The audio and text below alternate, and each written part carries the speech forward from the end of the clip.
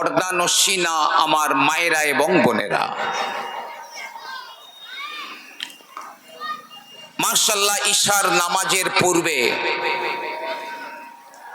আমরা খুব গুরুত্বপূর্ণ আলোচনা শুনছিলাম হযরত মাওলানা রফিক আহমদ সাহেবের কাছ থেকে। যে তার একটা কথা আমার কানে গিয়েছিল, খুব ভালো লেগেছে কথাটা আমার।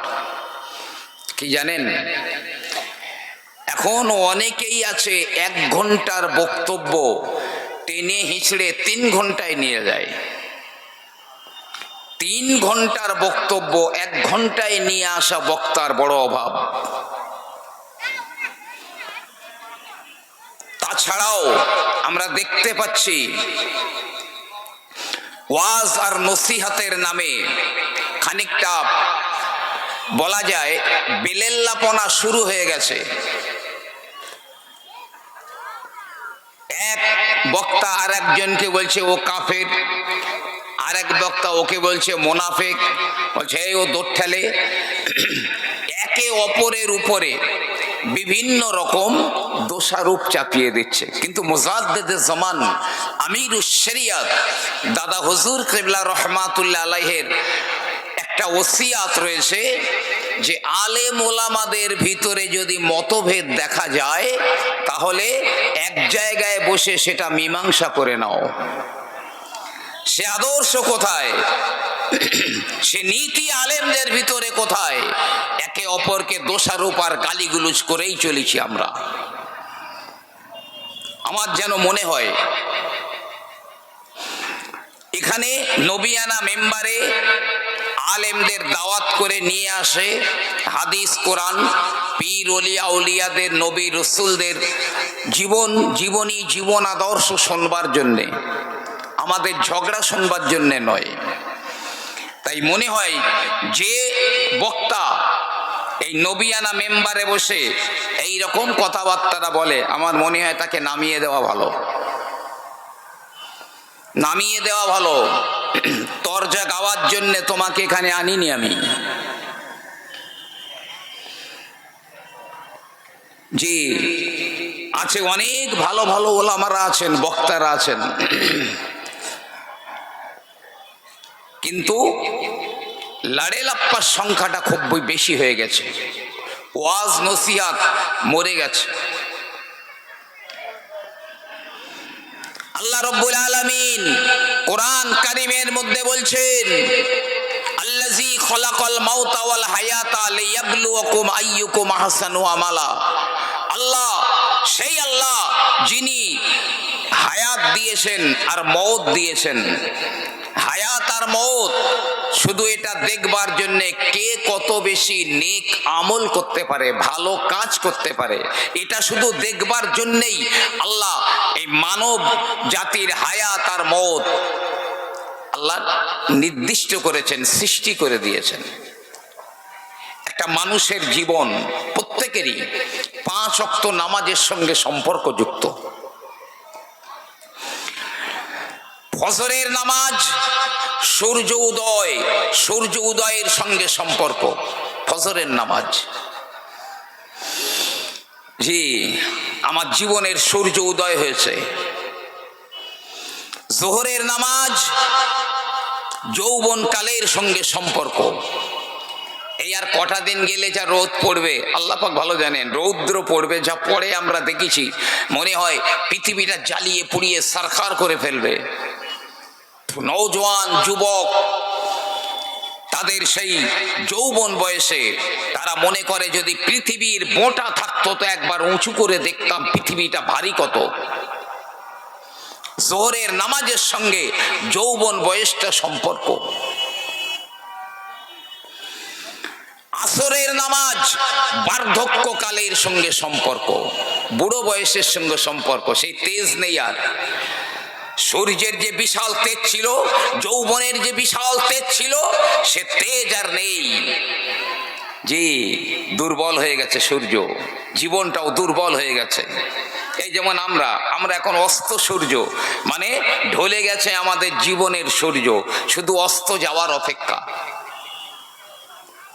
আসরের নামাজের সময় আমাদের জীবনের অনেকেরই পার হয়ে গেছে।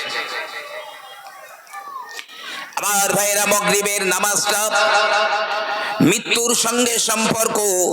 সূর্য ডুবে গেল, এমনি করে মানুষের জীবন সূর্য ডুবে গেল। মাগরিবের নামাজ এটা আমাদের মৃত্যুর সঙ্গে সম্পর্ক। তারপরে আসবে ঈশার নামাজ, মিটে যাওয়ার সঙ্গে সম্পর্ক। ঈশার নামাজ হয়ে গেল, চতুর্দিকে অন্ধকার হয়ে গেল। সূর্য বলে কিছু একটা ছিল, আর যেন বোঝা যায় না। আমাদের ওই ঈশার নামাজের সঙ্গে আমাদের নাম নিশানা মিশে যাবার সঙ্গে সম্পর্ক। পরবর্তী জেনারেশন আব্দুল করিম, আব্দুর রহিম, আব্দুল জব্বার বলে কেউ ছিল এই গ্রামে, মনে থাকবে না, মুছে গেছে, মিটে গেছে। আর আগামীকাল ফজরের নামাজ, আগামীকাল সকালবেলা ফজরের নামাজ কিয়ামতের দিনের সঙ্গে সম্পর্ক। আগামীকাল ফজরের নামাজ কিয়ামতের দিনের সঙ্গে সম্পর্ক। কাল সকালবেলা কিয়ামত হয়ে গেছে, আমরা বলি না কাল কিয়ামত। এই তো জীবন আমাদের। সূর্য অস্ত ওই উদয় হয়, আস্তে আস্তে ধাপে ধাপে বাড়তে বাড়তে অস্ত চলে যায়। আমরা মাতৃগর্ভ থেকে বার হয়ে ধাপে ধাপে আগিয়ে যাচ্ছি। একদিন এই জীবন সূর্য নিভে যাবে, ছোট্ট একটা মাটির গর্তের ভিতরে আমরা চাপা পড়ে যাব। সব নাম নিশানা, রঙিন স্বপ্ন মাটির সঙ্গে মিশে যাবে। কিসের এত বড়াই, কিসের এত বড়াই? একবার ভেবে দেখেছেন আমার আপনার কাছে যে মৃত্যুটা আসবে, যে মৃত্যু আমার আপনার কাছে আসবে, সে মৃত্যুটা দেখতে কেমন বলতে পারবেন না। যারা দেখেছে তারাও আজ বলতে পারবে না। তবে নবী পাক যখন জান্নাতের বর্ণনা করতেন, সাহাবারা চিন্তা করতেন আমরা যেন ডাইরেক্ট জান্নাত দেখছি। জাহান্নামের আলোচনা যখন রসুল করতেন, তখন সাহাবারা মনে করতেন আমরা যেন জাহান্নামটা দেখতে পাচ্ছি ডাইরেক্ট। তো জানি না, আমিও জানি না, আপনারাও জানেন না, তবে আলেমদের মুখে শোনার পরে একটা আন্দাজ করতে পারবেন। এত বড়াই কিসের, আমল কোথায়? আমার ভাইয়েরা, বাবাজিরা, আমার আল্লাহ পাক মওতকে সৃষ্টি করলেন, ফেরেশতারা জানে না, ফেরেশতারা কেউ জানে না গো। আমার আল্লাহ পাক ৭০,০০০ শিকল দিয়ে ওই মওতটাকে বেঁধে রেখে দিয়েছেন। এখন আমার আল্লাহ পাক বললেন, এ ফেরেশতারা গো, আমি আল্লাহ পাক আমি মওতকে সৃষ্টি করেছি, মৃত্যু সৃষ্টি করেছি আমি। ফেরেশতারা বলছে আল্লাহ মৃত্যু কি জিনিস, একবার তো আমরা দেখতে চাই কি সে জিনিস। আমার আল্লাহ পাক আল্লাহ তাআলা ৭০,০০০ শিকল থেকে মওতকে খুলে দিয়ে বললেন, হে মওত, আমার ফেরেশতাদের সামনে আত্মপ্রকাশ কর, প্রকাশ হয়ে যা। ৭০,০০০ শিকল খুলে দিলেন আল্লাহ। মৃত্যু দুটো ডানা মেলে, দুই ডানা মেলে যখন আত্মপ্রকাশ করলো, টোটাল পৃথিবীটা মৃত্যুর দেহে টোটাল ঢেকে গিয়েছে। মৃত্যুর দেহে ঢেকে গেছে পৃথিবী। ভাবতে পাচ্ছেন কি সিরিয়াস জিনিস মৃত্যু। আমরা এত উদাসীন কেন হয়ে আছি? শরীয়ত বিরোধী, ইসলাম বিরোধী বাঁধ ভাঙা স্রোতে আমরা সবাই গা ভাসিয়ে দিয়েছি। পরিণাম বিশ্বাস করেন, আল্লাহ সাক্ষী করে বলছি, ভালো হবে না। হায়াতটাকে কাজে লাগাতে হবে, কাজে লাগান। আল্লাহ হায়াত আর মওত দিয়েছেন, আমরা কতকে ভালো কাজ করতে পারবো। সব ফেরেশতারা মৃত্যুকে দেখে বেহুশ হয়ে পড়ে গেল, ইহা তাকে আজরাইল বেহুশ হয়ে পড়ে গেল, সব ফেরেশতারা। আমার আল্লাহ রাব্বুল আলামিন ফেরেশতাদের যখন হুঁশ ফিরিয়ে দিলেন, জ্ঞান ফিরিয়ে দিলেন, মওতকে দেখে তুমি বেহুশ হয়ে গেলে, কিন্তু না না, আমি আল্লাহ পাক ওই মওতের দায়িত্ব তো তোমার কাছে দেব। আজরাইল বলে, ওরে মাওলা রে, আমি ওই মৃত্যুকে আমি কবজার ভিতরে আনতে পারবো না, আমি ওই মৃত্যুকে আমার অধীনস্থে আনতে পারবো না। বিশাল কি চেহারা, আমিও সামলাতে পারবো না। আল্লাহ পাক বললেন, আজরাইল, আমি মৃত্যুকে তোমার অধীনস্থ করে দিলাম, তোমার অধীনস্থ করে দিলাম। হে মওত, আজরাইলের অধীনস্থ হয়ে যা। তারপরে আজরাইল সেই মৃত্যুর দায়িত্বে রয়েছেন, আজও আছেন, আগামীতেও থাকবেন কিয়ামত পর্যন্ত। এমনকি আজরাইল তার নিজের রূহটা নিজেকেই বার করতে হবে, নিজের রুহু নিজেকেই বার করতে হবে আজরাইলের। আজরাইলের দেখতে কিরকম? সবার কাছে আসবে, কিন্তু রাজা, বাদশাহ, জমিদার, উকিল, ব্যারিস্টার, নেতা, মন্ত্রী সবার কাছেই আসবে এই আজরাইল। দেখতে কেমন আন্দাজ করতে পারেন একটা। প্রিয় নবী সাল্লাল্লাহু আলাইহি ওয়াসাল্লাম বলেন, ও সাহাবারা, কোন মানুষকে দাঁড় করিয়ে তার গায়ে যদি 1000 বার তলোয়ার মারা হয়, 1000 বার যদি তলোয়ার দিয়ে আঘাত করা হয়, 1000 তলোয়ারের আঘাত সহ্য করে যে কষ্ট না পায়, তার চাইতে শুধু আজরাইলকে একবার চোখে দেখা ও তার চেয়েও অনেক কষ্টের। শুধু আজরাইলের চোখে দেখা একবার 1000 তলোয়ারের আঘাত সহ্য করার চাইতেও কঠিন। কথিত আছে, পৃথিবীর যত পানি আছে, সারা দুনিয়ায় যত পানি আছে, আমরা বলি 3 ভাগ পানি আর 1 ভাগ মাটি। তো সারা পৃথিবীতে যত পানি আছে, যদি আজরাইলের মাথার উপরে ঢেলে দেওয়া যায়, ওই পানি জমিনে আসার আগে পানি শেষ হয়ে যাবে, জমিন পর্যন্ত পৌঁছাবে না। সহ্য করার ক্ষমতা আছে তো? আমলে এত বেখবর কেন? দিন শরীয়তের ব্যাপারে এত বেখবর কেন? আমার ভাইরা, বাবাজি, শুধু তাই নয়, হযরতে নবী ইব্রাহিম আলাইহিস সালাম ঘর থেকে বাইরে কোথাও গিয়েছিলেন। ইব্রাহিম নবী ঘরে ফিরে এসে দেখেন তার ঘরের ভিতরে একজনা অপরিচিত ব্যক্তি বসে রয়েছে। অপরিচিত। ইব্রাহিম নবী খুব রেগে গিয়েছেন, আমার বিনা অনুমতিতে আমার ঘরের মধ্যে কে? আচ্ছা হুজুর, রেগে যাবেন না, আমি আজরাইল। ইব্রাহিম নবী চমকে উঠলেন, আরে আজরাইল মানে আমার কি মৃত্যু তাহলে? হযরতে আজরাইল আলাইহিস সালাম বললেন, না না না, আমি আপনার রূহটা বার করার জন্য আসি না, বরং আমার আল্লাহ পাক আপনাকে খলিল বানিয়েছেন, আপনি হলেন খলিলুল্লাহ। এই সংবাদ দেওয়ার জন্য আমি আপনার দরবারে হাজির হয়েছি। আপনি হলেন খলিলুল্লাহ, আল্লাহর বন্ধু। ইব্রাহিম আলাইহিস সালাম একটা দাবি করলেন আজরাইলের কাছে, আজরাইল, যারা পাপী তাপী বদকার কাফের বেঈমান মুশরিক মুনাফিক, এদের রূহ বার করবার সময় কিরকম চেহারা নিয়ে আসেন একটু দেখান না, চেহারা কিরকম নিয়ে আসেন।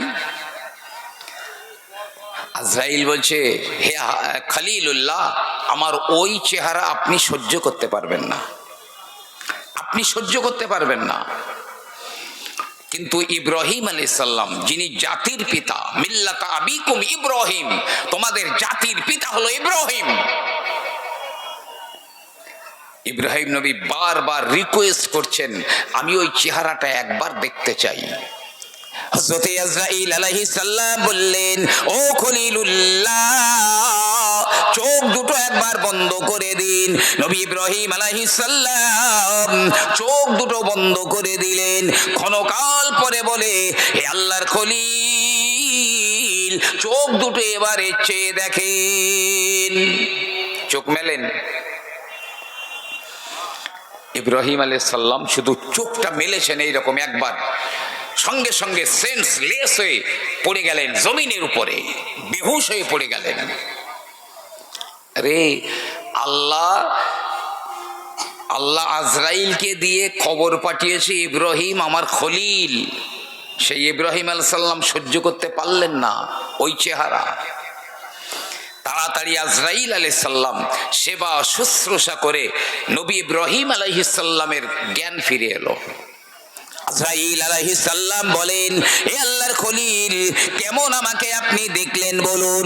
নবী ইব্রাহিম আলাইহিস সালাম বললেন, ও আজরাইল,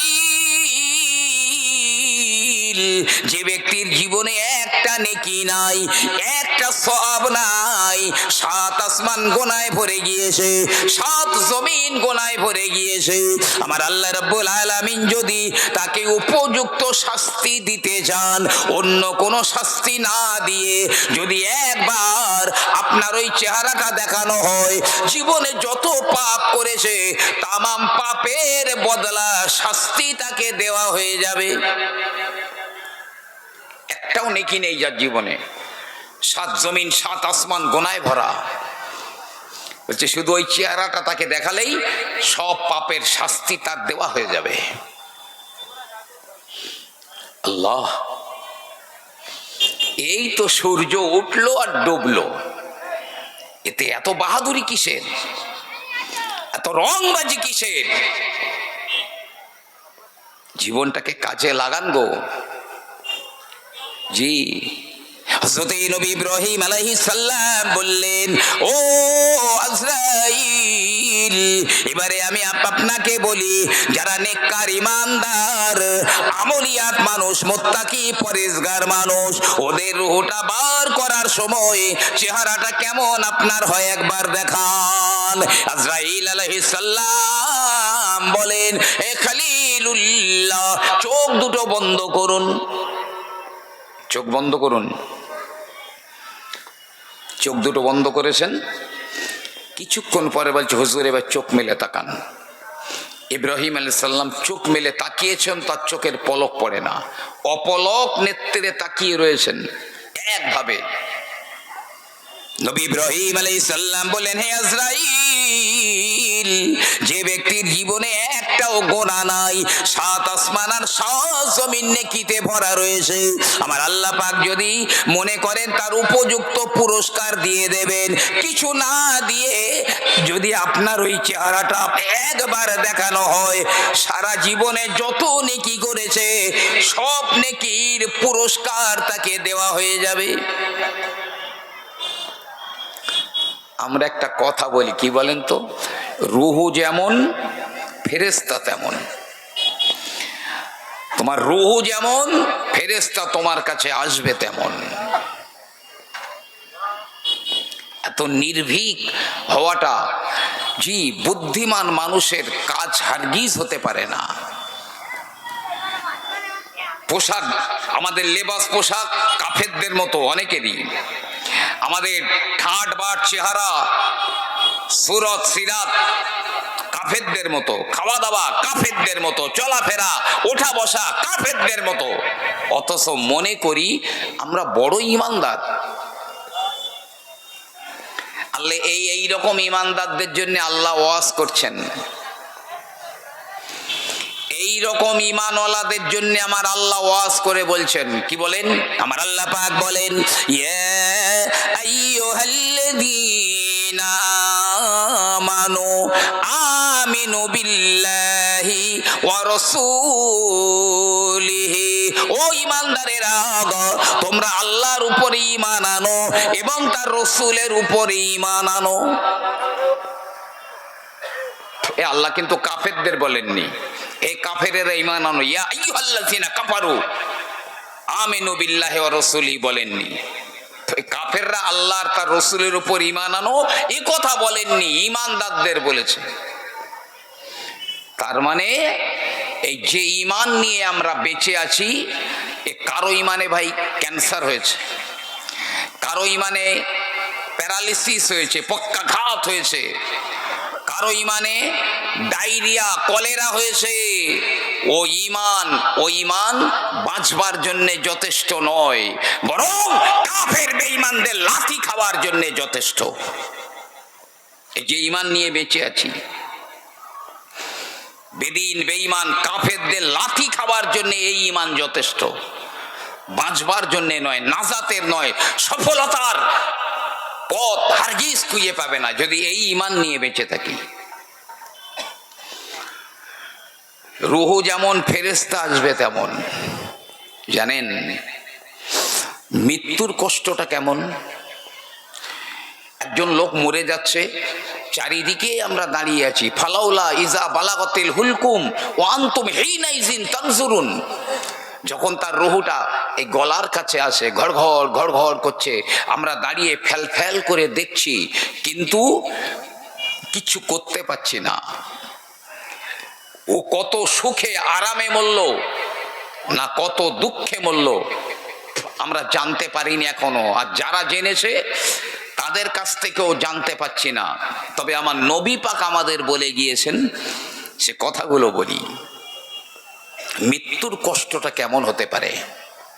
হযরতে শাদ্দাদ ইবনে আউস রাদিয়াল্লাহু তাআলা আনহু আমার নবী পাকের জলিলুল কদর একজন সাহাবা, তিনি তার ইন্তেকালের আগে তিনি বলেন, আমি যেন দেখি আসমান আর জমিনটা এক হয়ে গেছে, আমি তার মাঝখানে রইছি, ওই জমিন আর আসমান এক হয়ে আমাকে মাঝখানে নিয়ে যেন পেশাই করছে, আর আমার রুহুটা সূচের ছিদ্র দিয়ে যেন টেনে টেনে বার করে নিয়ে আসে। একটা ছোট্ট সূচ ছিদ্র কতটুকু তার? এই নবী পাকের একজন জালিলুল কদর সাহাবার কথা বলছি, শাদ্দাদ ইবনে আউস। তিনি বলছেন, আমার যেন এক্ষুনি মনে হচ্ছে জমিন আর আসমানটা এক হয়ে গেছে, আর আমি মাঝখানে আমাকে পেশাই করছে, আর আমার রুহুটা সূচের ছিদ্র দিয়ে টেনে হিঁচড়ে বার করে নিয়ে আসে। হযরতে শাদ্দাদ ইবনে আউস রাদিয়াল্লাহু তাআলা আনহু বলেন, মৃত্যুর কষ্ট কেমন তিনি তার মৃত্যুর আগে বর্ণনা করে যান।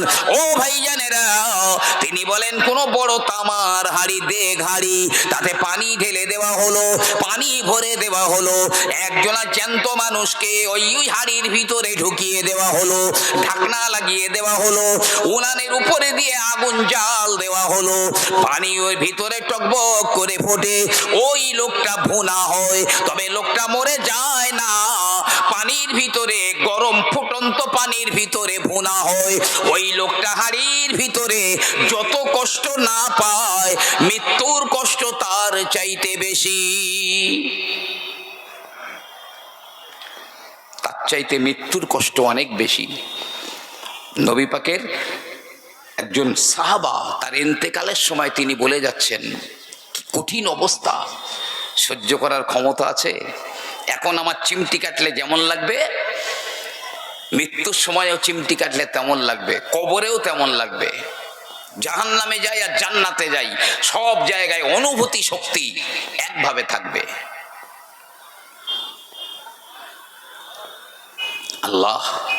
আল্লাহর নবীর সাহাবা হযরতে আমর ইবনুল আস রাদিয়াল্লাহু তাআলা আনহু, তিনি তার ইন্তেকালের আগে তিনি বর্ণনা করে যান, ও দুনিয়ার মানুষেরা, কোন জ্যান্ত মানুষকে বড় কাঁচি দিয়ে কেটে টুকরা টুকরা করে দিলে যে কষ্ট হয়, আমরা মাছ কাটি বটিতে বুটি বুটি করি, তো বলছে একটা কাঁচি দিয়ে যদি একটা জ্যান্ত মানুষকে টুকরা টুকরা করে কাটা হয়, ওই লোকটার গোটা দেহ ওই কাঁচি দিয়ে টুকরা করা হয়েছে, যে কষ্ট পেয়েছে তার চাইতে মৃত্যুর কষ্ট অনেক বেশি, তার চাইতে মৃত্যুর কষ্ট অনেক বেশি। ওই হযরতে আমর ইবনুল আস রাদিয়াল্লাহু তাআলা আনহু বলেন, ও নবীর সাহাবারা, মনে রাখো কোন জ্যান্ত মানুষকে মাথা থেকে পা পর্যন্ত করাত দিয়ে যদি চিরে ফেলা হয়, যে কষ্ট না পায় তার চাইতে মরণের কষ্ট অনেক বেশি। করাত সুতোর মিস্ত্রিরা হাত দিয়ে এরকম ছোট করাত চালাতো আগে, এখনো চালায়। সেই করাত দিয়ে যদি একটা জ্যান্ত মানুষকে মাথা থেকে ফেড়ে ফেলা হয়, ও যে কষ্টটা পাবে তার চাইতে মৃত্যুর কষ্ট অনেক বেশি। নবী পাকের সাহাবা বলছেন, তিনি আরো তার ইন্তেকালের একেবারেই পূর্ব মুহূর্তে তিনি বললেন, আমার যেন এখন মনে হয় বিশাল বড় পাহাড় এনে আমার ঘাড়ের উপরে চাপিয়ে দিয়েছে। আমর ইবনুল আস রাদিয়াল্লাহু আনহু একদম মৃত্যুর সময় তিনি বলছেন, যেন মনে হচ্ছে বিশাল বড় একটা পাহাড় আমার ঘাড়ে চাপিয়ে দিয়েছে, আর খেজুর গাছের বড় বড় কাঁটা আমার বুকের মধ্যে দিল কলিজায় যেন বারবার ফুটিয়ে দেওয়া হচ্ছে। যদি বলেন এত কষ্ট হয়, তা ও লোকটা নড়াচড়া করে না কেন? নড়াচড়া কেন করে না? নবী পাক বলছেন, ফেরেশতারা, অনেক ফেরেশতারা তাকে এমনভাবে চেপে ধরে রাখে, ওর নড়বার ক্ষমতা থাকে না। ফেরেশতারা চেপে ধরে রেখে দেয়, নড়ার মতো ক্ষমতা থাকে না। তা আজরাইল কিভাবে বুঝবে যে এই লোকটা আল্লাহওয়ালা আর এই লোকটা বদকার, কাফের, মুনাফিক, বেঈমান? আজরাইল বুঝবে কিভাবে? আজরাইল তো তদারকি করে না। প্রিয় নবী সাল্লাল্লাহু আলাইহি ওয়াসাল্লাম বললেন, আজরাইল যখন আসবে, ওই আজরাইল তার অঙ্গ প্রত্যঙ্গ গুলো শুকে শুকে দেখবে, হাতটা শুকে দেখবে, সব অঙ্গ প্রত্যঙ্গ গুলো শুকে দেখবে।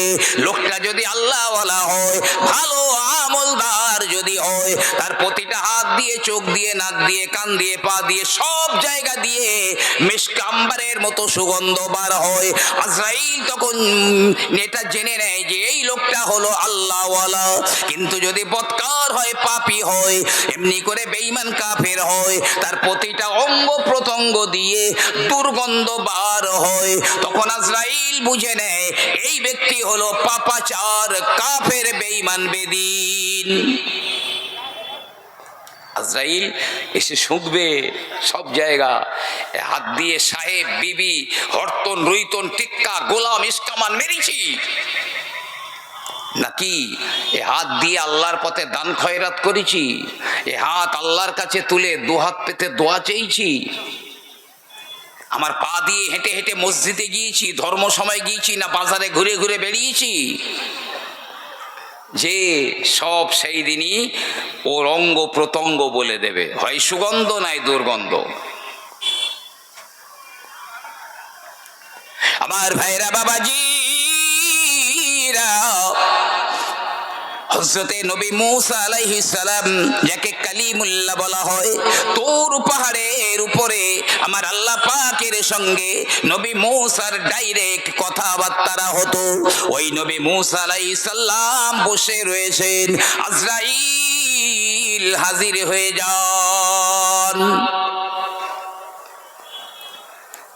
হে আল্লাহর নবী মূসা, আল্লাহ আমাকে পাঠিয়েছেন, আমি আজরাইল। কেন? আপনি হুকুম দিলে আপনার রূহ বার করব। আর যদি দুনিয়াতে থাকতে চান, আল্লাহ আপনাকে ইখতিয়ার দিয়েছে, থাকতে পারেন, কি করবেন? মূসা নবী বলছে, ঠিক আছে, আমি মৃত্যুর জন্য তৈরি, তবে আমাকে একটু সময় দিতে হবে, আমি একটু গোছগাছ করে নেই, তৈরি হয়ে নেই। আজরাইল বলছে, আল্লাহ বলে দিয়েছেন আপনি যদি সময় চান, আপনি একটা ষাঁড়ের পিঠের উপরে হাত দেন, আচ্ছা, মুসা নবীর হাত তো আমাদের মতো একটু একটু না, সে যুগের মানুষ তো অনেক বড়, এরকম বড় বড় মানে হাতের তালু।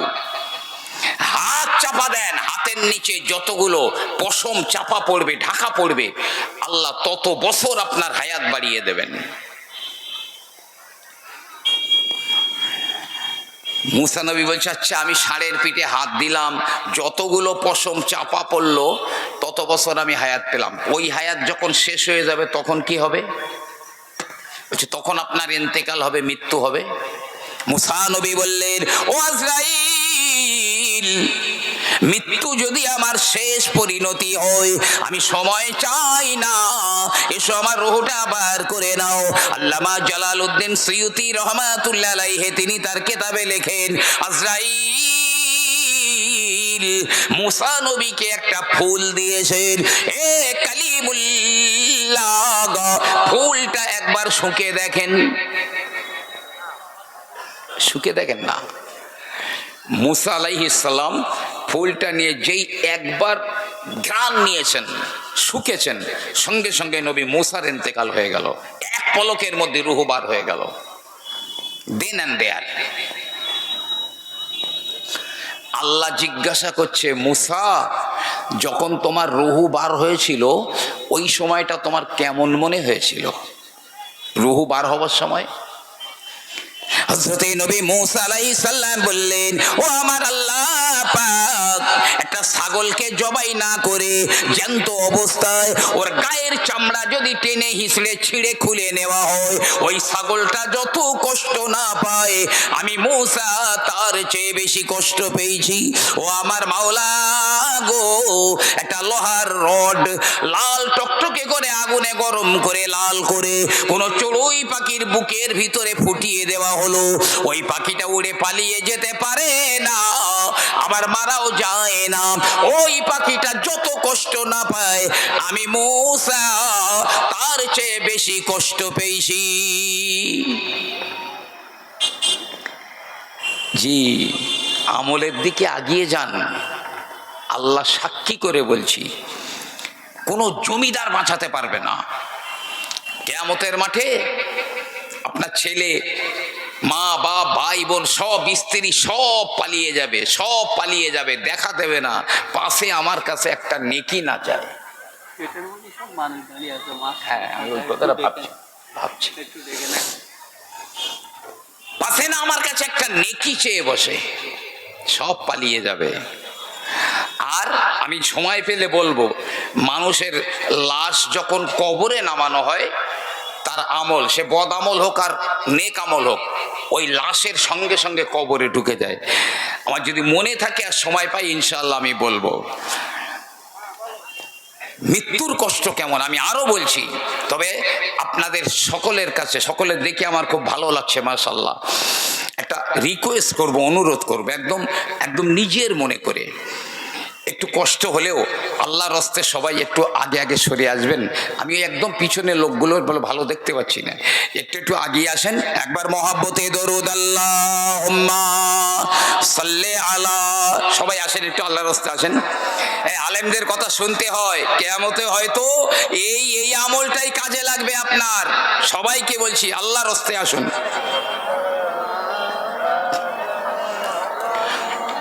সবাই আসুন।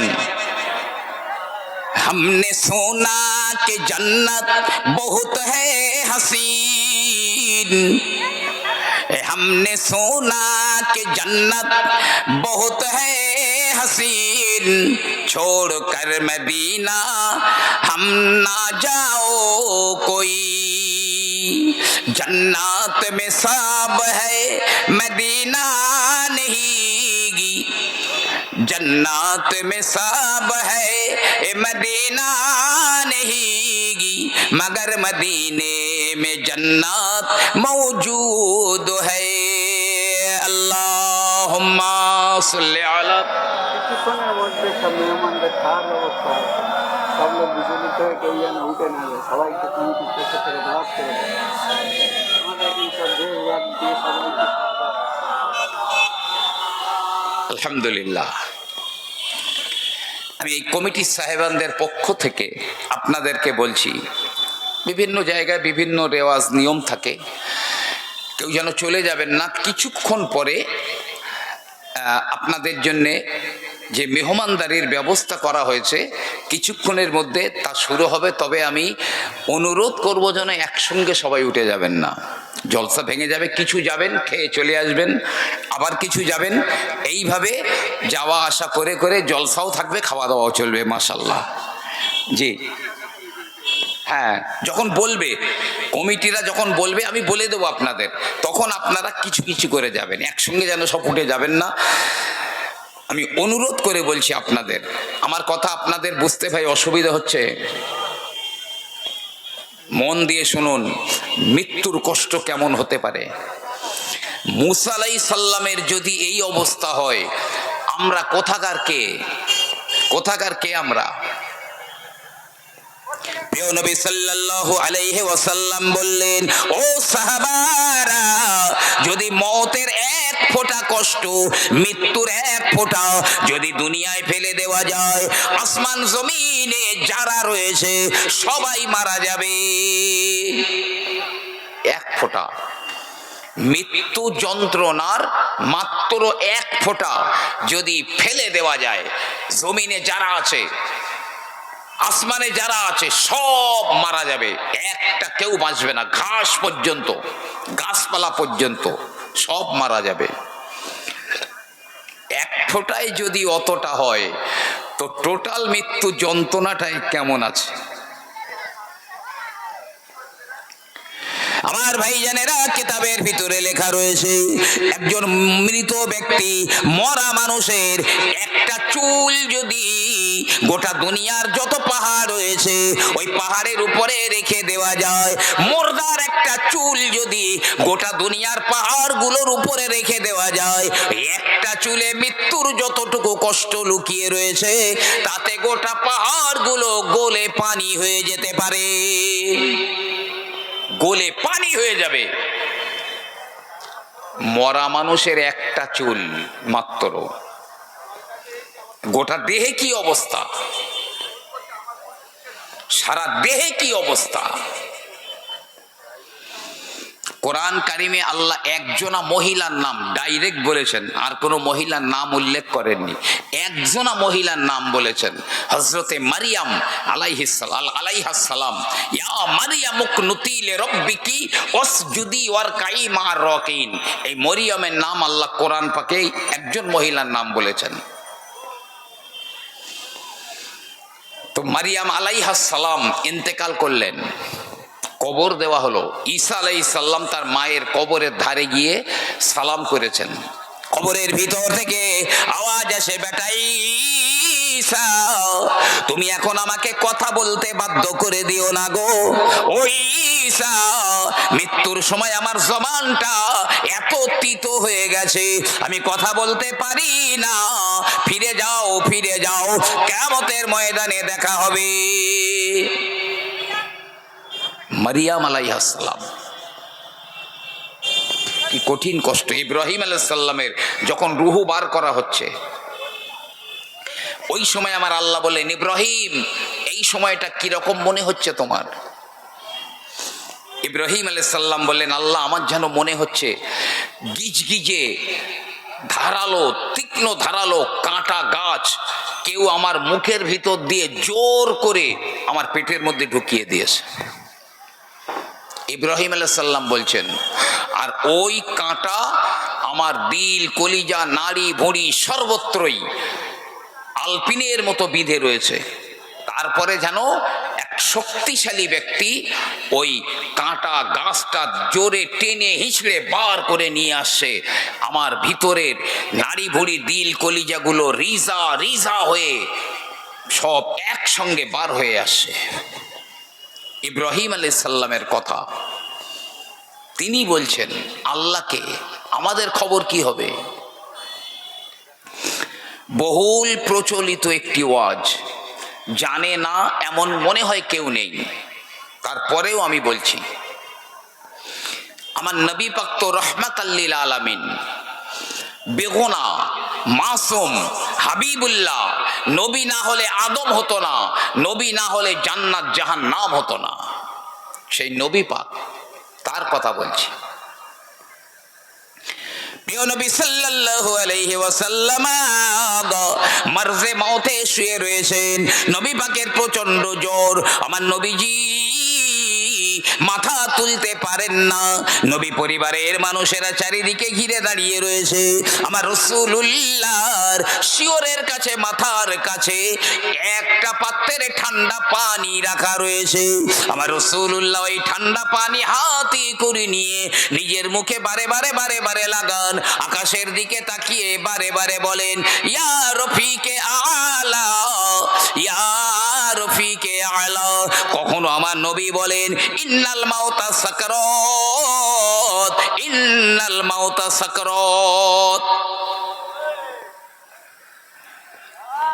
বারবার সেই ঠান্ডা পানিতে হাত দিচ্ছেন রসুল আর নিয়ে মুখে লাগাচ্ছেন। আর ইয়া রফিকে আলা, ইয়া রফিকে আলা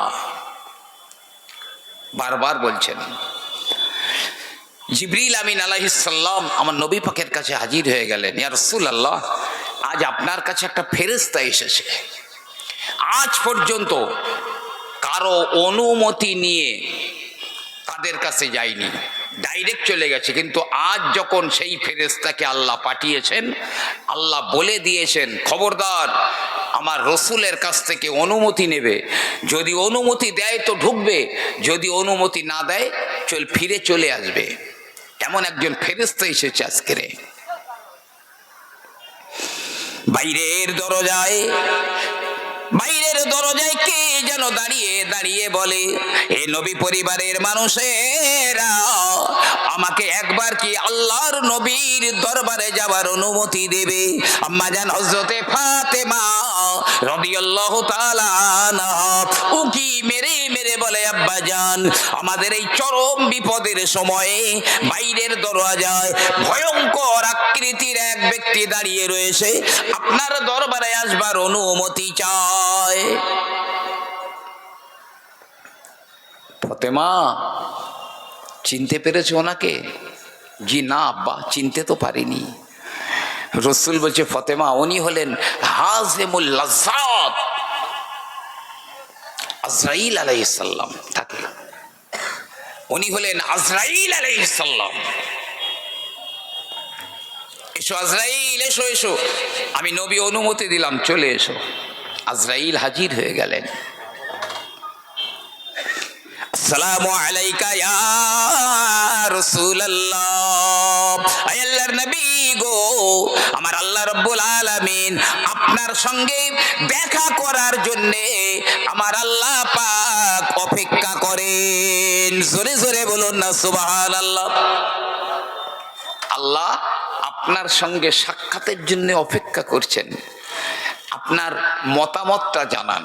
আপনি যদি দুনিয়ায় থাকতে চান, আল্লাহ পাক বলেছেন আপনি থাকতে পারেন, কোনো অসুবিধে নেই। নবী আমার বলেন, আজরাইল, আমিও তো আমার রফিকে আলার সঙ্গে দেখা করার জন্য আমি বড় ব্যতিব্যস্ত হয়ে গেছি, আমি বড় উদ্গ্রীব হয়ে গেছি। ও আজরাইল, আমি তো তৈরি রেডি হয়ে রয়েছি। তবে একটা কথা শোনো, আমি তো নবী দুনিয়ার বুক থেকে বিদায় হয়ে যাব। আমার এখন থেকে কিয়ামত পর্যন্ত আমার উম্মাতেরা আসবে। আমার উম্মাতের কি হবে? আমার উম্মাতের অবস্থা কি হবে গো? ও জিবরাইল, তুমি একবার আমার আল্লাহর কাছ থেকে জেনে এসে আমাকে বলো। আর উম্মতের সংবাদটাকে দাও, কি হবে ওদের, কে দেখাশোনা করবে, সংবাদ দাও।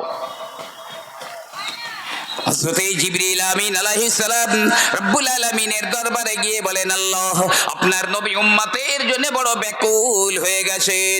আপনার নবীর উম্মতের কি হবে একবার বলে দিন। আমার আল্লাহ পাক বললেন, ও জিবরাইল, আমার নবীকে গিয়ে বলে দাও গো, আমার নবী এবং নবীর উম্মতেরা যতক্ষণ পর্যন্ত জান্নাতের ভিতরে আগে না যাবে, দুনিয়ার কোনো নবীরা যেতে পারবে না, নবীর উম্মতেরা যেতে পারবে না। এমনকি কোন ফেরেশতা পর্যন্ত জান্নাতে যেতে পারবে না যতক্ষণ না নবী আর নবীর উম্মতেরা জান্নাতে না যাবে। সরে বলুন না সুবহানাল্লাহ। জিবরাইল চলে এসেছে, হুজুর খুশির সংবাদ, আল্লাহ বলে দিয়েছেন আপনি আর আপনার উম্মতরা জান্নাতে যতক্ষণ না যাবেন, নবীর উম্মতরা ফেরেশতারা কেউ জান্নাতে যেতে পারবে না। নবী বলছে আমি ওতে খুশি না। এই জিবরাইল, আমি ওতে খুশি না, আবার যাও আমার আল্লাহকে জিজ্ঞাসা করো আমার উম্মতের কি হবে। জিবরিল আমিন আলাইহিস সালাম আবারও রব্বুল আলামিনের দরবারে গিয়ে বলেন, আল্লাহ পাক আপনার রাসূল তো ওই সংবাদে খুশি হলেন না, আবার আপনি বলে দিন আপনার নবীর উম্মতের কি হবে। আমার আল্লাহ বলে দিলেন, জিবরাইল যাও, আমার নবীর উম্মত যদি মৃত্যুর 1 বছর আগে কি 1 মাস আগে, 1 সপ্তাহ আগে কি 1 দিন, মরণের 1 দিন আগে যদি তওবা করে নেয়, আমি আল্লাহ পাক আমার নবীর উম্মতদের জীবনের গুনাহগুলো মাফ করে দেব। জিবরাইল এসে নবীকে বললেন, নবী বললেন না, ও হবে না, আমার উম্মত আগামী কাল মরবে। কি করে জানবে? 1 সপ্তাহ পরে মরবে। কিভাবে জানবে? 1 মাস 1 বছর পরে মরবে, জানবে কিভাবে? ও হবে না, যাও আবার যাও, আমি নবী হতে খুশি না। জিবরিল আমিন আবার চলে গেলেন। ওগো মাওলাই কারীম, ওই সংবাদেও আপনার নবী খুশি হলেন না, আপনার নবীর উম্মতের কি হবে বলে দিন। আমার আল্লাহ পাক বললেন, জিবরাইল গো, যাও আমার নবীকে গিয়ে বলে দাও, আল্লাহু ওয়ালিউল মুমিনিন, আল্লাহ হলেন ঈমানদার মানুষদের গার্জিয়ান, অভিভাবক। আমার নবীর বর্তমানে আমি আল্লাহ পাক আমার নবীর উম্মতদের দায়িত্ব নিয়ে নিলাম। আর মৃত্যুর সময়, যেই মৃত্যু উপস্থিত হয়ে যাবে, ওই সময় যদি একবার তওবা করে খালেস নিয়েতে, তাহলে আমার নবীর ওই উম্মতের জীবনের সব গুনাহগুলো আমি আল্লাহ মাফ করে দেব। সুবহানাল্লাহ। প্রিয় নবী আমার বলেন, এই জিবরাইল, এবারে আমি বড় খুশি হয়ে গেলাম, আমার আল্লাহ পাক আমার উম্মতের দায়িত্ব নিয়েছেন, আর মৃত্যুর সময় তওবা করলে মাফ হয়ে যাবে। এই আজরাইল ওয়েলকাম, আজরাইল চলে এসো, চলে এসো, এবার আমি রাসূল বড় খুশি, তুমি আমার রূহটা বার করে নাও। এসো। আল মাউতু জাসারুন, মৃত্যু হলো একটা পুল, একটা ব্রিজ। ইয়াসিলুল হাবিবু ইলাল হাবিব, একজন বন্ধুকে আরেকজন বন্ধুর কাছে পৌঁছে দেয়। অপর জায়গায় নবী পাক বলছেন, আল মাউতু তোহফাতুল মুমিনিন, মৃত্যুটা ঈমানদারদের জন্য একটা তোহফা, একটা উপহার।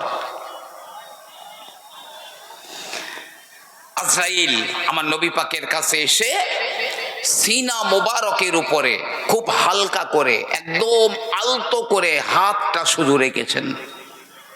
আজরাইল, নবী পাক চিৎকার দিয়ে উঠলেন, আজরাইল এ কি করলে? এই ওহদ পাহাড়টা এনে আমার বুকে চাপিয়ে দিলে কেন গো? এই আজরাইল, ওহদ পাহাড় এনে আমার বুকে কেন চাপিয়ে দিলে? আজরাইল বলে, ইয়া রাসূলুল্লাহ, ইয়া হাবিবাল্লাহ, না না, বেয়াদবি নেবেন না, আমি আপনার বুকে পাহাড় চাপিয়ে দিই না।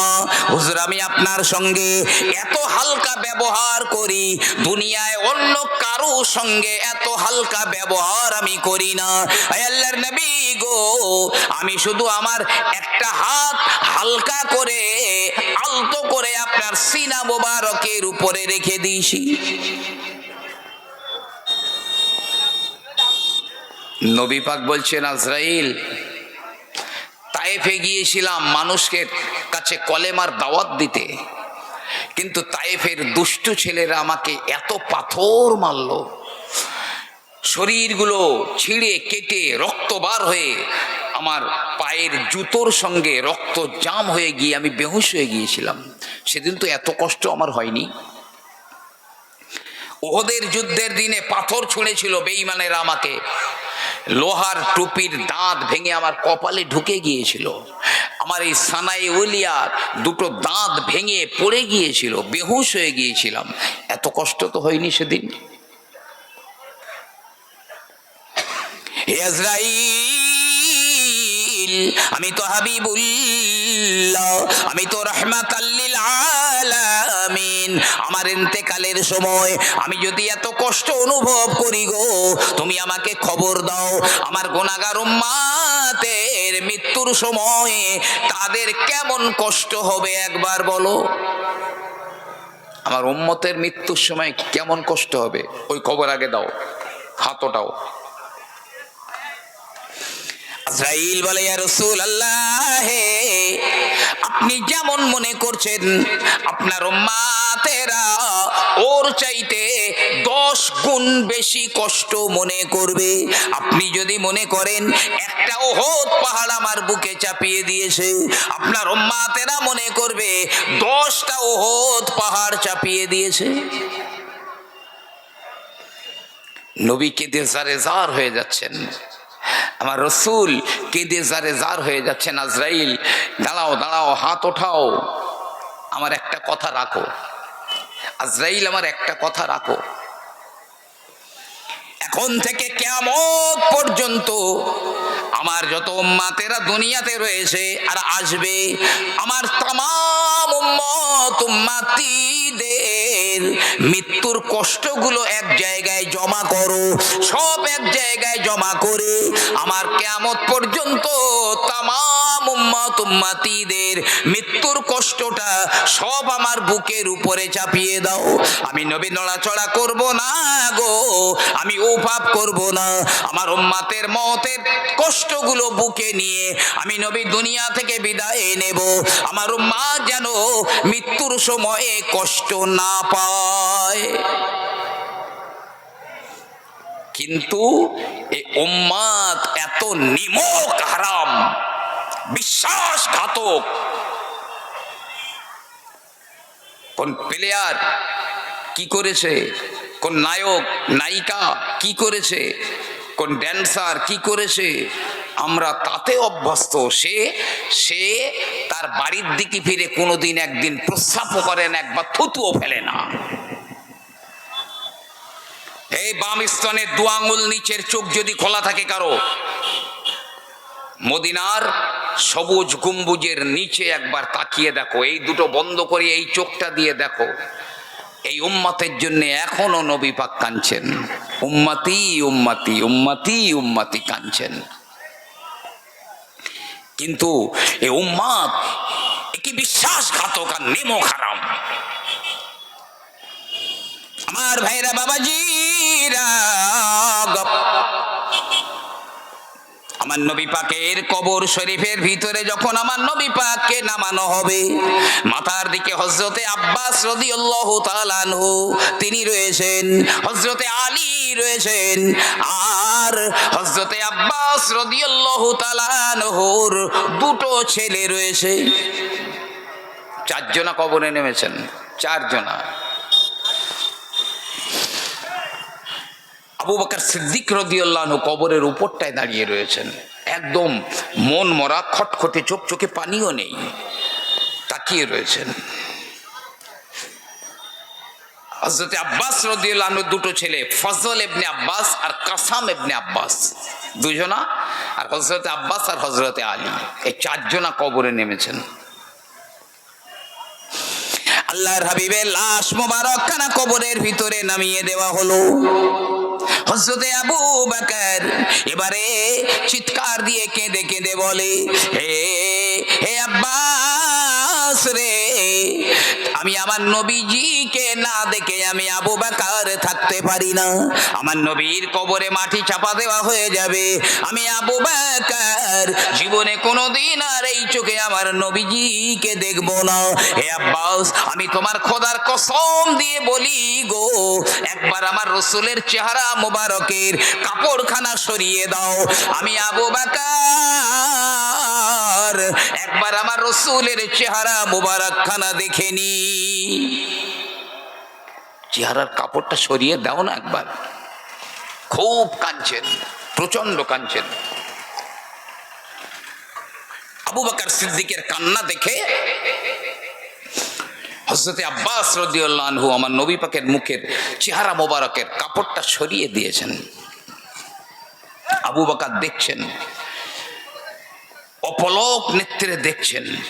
এক সময় হযরতে আবু বকর রাদিয়াল্লাহু তাআলা আনহু বলেন, এ আব্বাস, ওই দেখো আমার রাসূলের চেহারা মোবারকের দিকে দেখো, দেখো আমার নবীর ঠোঁট দুটো নড়ছে, আর আমার নবী পাকের চোখের কোণায় বিন্দু বিন্দু পানি জমে গেছে।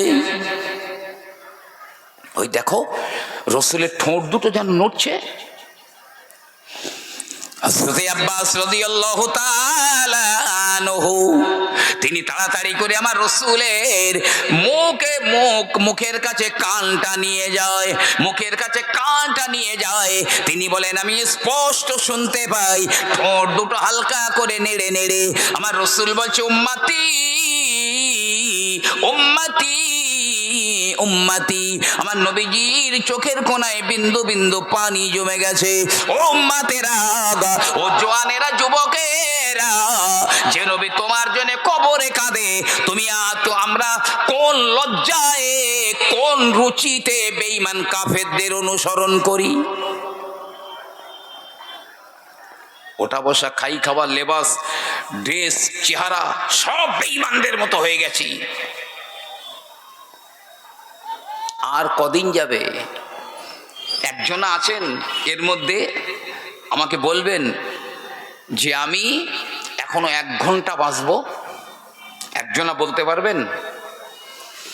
আমার নবী পাক তিনি বলতেন, আমি নামাজে ডান দিকে সালাম ফিরিয়েছি, বাম দিকে সালাম ফেরানোর আগে আমার ইন্তেকাল হয়ে যেতে পারে।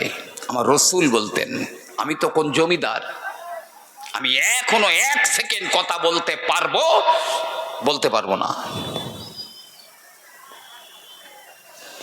এই নেমো খারামি ছেড়ে দিতে হবে, বেঈমানদের গোলামি করা ছেড়ে দিতে হবে, কাফেরদের পদাঙ্ক অনুসরণ ছেড়ে দিতে হবে, তা নাইলে আল্লাহর কসম চরম মূল্য দিতে হবে এর একদিন। আলেমদের কথা কানে যাচ্ছে না তো? যখন যাবে আর কিছু করার থাকবে না, কিছু করার থাকবে না। হযরত আজরাইল আলাইহিস সালাম বলেন, হে আল্লাহর নবী, কাঁদবেন না, কাঁদবেন না। আপনার উম্মত যদি আল্লাহওয়ালা হয়, আপনার উম্মত যদি ঈমানদার হয়, আপনার উম্মত যদি নেককার মুত্তাকি পরেজগার হয়, তারা তাদের মৃত্যুর সময় কিছু বুঝতে পারবে না। মায়ের কোলে শিশু বাচ্চা দুধ খেতে খেতে ঘুমিয়ে পড়েছে, মা তার মুখ থেকে স্তনখানা বার করে নিয়ে কখন দোলনায় শুইয়ে দিয়েছে, ওই বাচ্চা যেমন কিছুই বলতে পারে না। আপনার যে উম্মত গুলো ঈমানদার আমলওয়ালা, ওদের মৃত্যুর সময় ওই বাচ্চাটার মতো ঘুমিয়ে যাবে, ওরা কিছুই বুঝতে পারবে না। জোরে বলুন না সুবহানাল্লাহ। না তো ওই ঠেলা, আগে বললাম ওই ঠেলা কিন্তু আসবে। আরে নবীর বেটা নূহ আলাইহিস সালামের ছেলে, তার একটা কথা বলি। ঈসা আলাইহিস সালাম যাচ্ছেন, যেতে যেতে পাশে কবরস্থান, একদল লোকের সঙ্গে দেখা। তো সেই লোকেরা বলছে, ঈসা তুমি তো বলছো আমি আল্লাহর নবী, মেনে নেব, তুমি আল্লাহর নবী আল্লাহর রসুল মেনে নেব, যদি এই কবরস্থান থেকে একটা মুর্দা উঠে তোমাকে নবী বলে মেনে নেয়। ঈসা আলাইহিস সালাম বলছে, ঠিক আছে, তাহলে তোমরা বলে দাও কোন কবর থেকে আমি লাশটাকে ওঠাবো, তোমরা সেই কবরটা দেখিয়ে দাও। তা ওরা একটা কবর দেখিয়ে দিল, প্রায় 70 হাত লম্বা কবরটা, 70 হাত লম্বা। জি, এই পাঞ্জাবের বরাস শরীফে কথিত আছে 12 জন নবীর কবর আছে। কবরগুলো কিরকম লম্বা লম্বা দেখেছেন? লম্বা লম্বা, মানে সেই জমানার লোকগুলো এরকম লম্বা লম্বা ছিল। আদম আলাইহিস সালামের একটা রুটি কত বড় ছিল জানেন? আমরা যে রুটি বেলি, রুটি খাই, আদম আলাইহিস সালামের জমানার একটা রুটি ছিল 70 হাত দড়ি গোল করলে যত বড় হবে। 70 হাত দড়ি গোল করলে যত বড় হবে, একটা রুটি ছিল অত বড়। জি, আদম আলাইহিস সালাম কতটা ভাষা জানতেন? 7.5 লক্ষ ভাষায় কথা বলতে পারতেন আদম আলাইহিসসালাম। একটা দুটো ভাষায় নয়, 7.5 লক্ষ ভাষায় কথা বলতে পারতেন। ইমানদার মুত্তাকি পরেজগার যদি হয়, আজরাইল বলছে মৃত্যুর সময়ও কিচ্ছু বুঝতে পারবে না কখনো রুহুটা বার হয়ে গেল। জানেন, আমার রুহুটা যে জায়গায় আমার এই দেহটা যে জায়গায় কবর দেওয়া হবে, ওই জায়গাটা আমি কিন্তু জানি না আমার দেহটা কোন জায়গায় কবর হবে।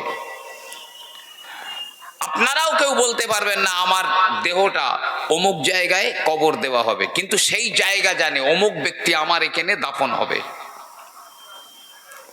ওই যে জায়গায় যার দাফন করা হবে ওই জায়গার মাটিটা প্রতিদিন প্রত্যেকের বলে, হে আল্লাহর বান্দারা, হে আল্লাহর বান্দা, তুমি তো আমার বুকে দাফন হবে, তোমার লাশটা আমার এই জায়গায় দাফন করা হবে। তবে আনা বাইতুল ওয়াহাদা, আমি হলাম একা একির ঘর, আমি হলাম বাইতুজ জাল্লাম, আমি হলাম অন্ধকার ঘর, আনা বাইতুল হাইয়া, আমি হলাম সাপ আর বিছার ঘর। 5 বার করে আমাদের প্রত্যেকের বলে যে জায়গায় আমাদের এই দেহটা কবর দেওয়া হবে। আর আজরাইল সবার বাড়ি প্রতিদিন 5 বার করে আসে। আজরাইল 5 বার করে প্রতিদিন সবার বাড়ি আসে। জানেন, একজন ব্যক্তি স্বপ্ন দেখছে, দেখে সকালবেলা কোনো পীর সাহেবের কাছে কি কোনো ভালো হাক্কানি আলেমের কাছে গিয়ে বলছে, হুজুর একটা স্বপ্ন দেখেছি, আমার তাবিরটা একটু বলে দিন। তো বলছে কি স্বপ্ন দেখেছো বলো?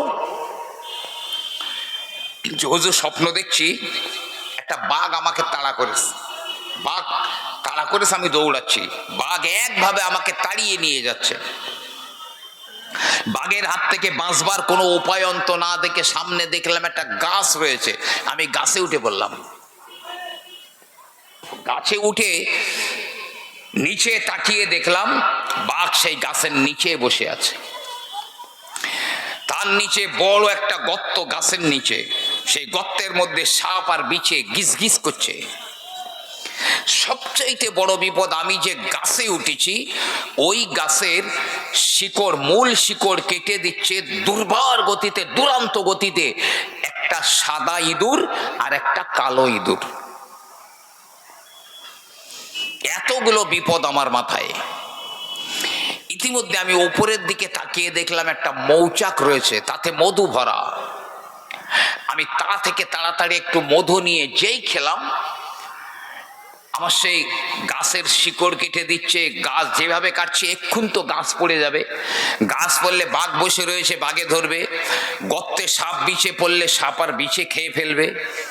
এসব কথা আমার ভুল হয়ে গেল।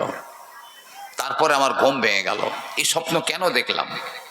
পীর সাহেব বলে, বাবা স্বপ্ন তো মিথ্যা নয়, স্বপ্নটা বড় বাস্তব।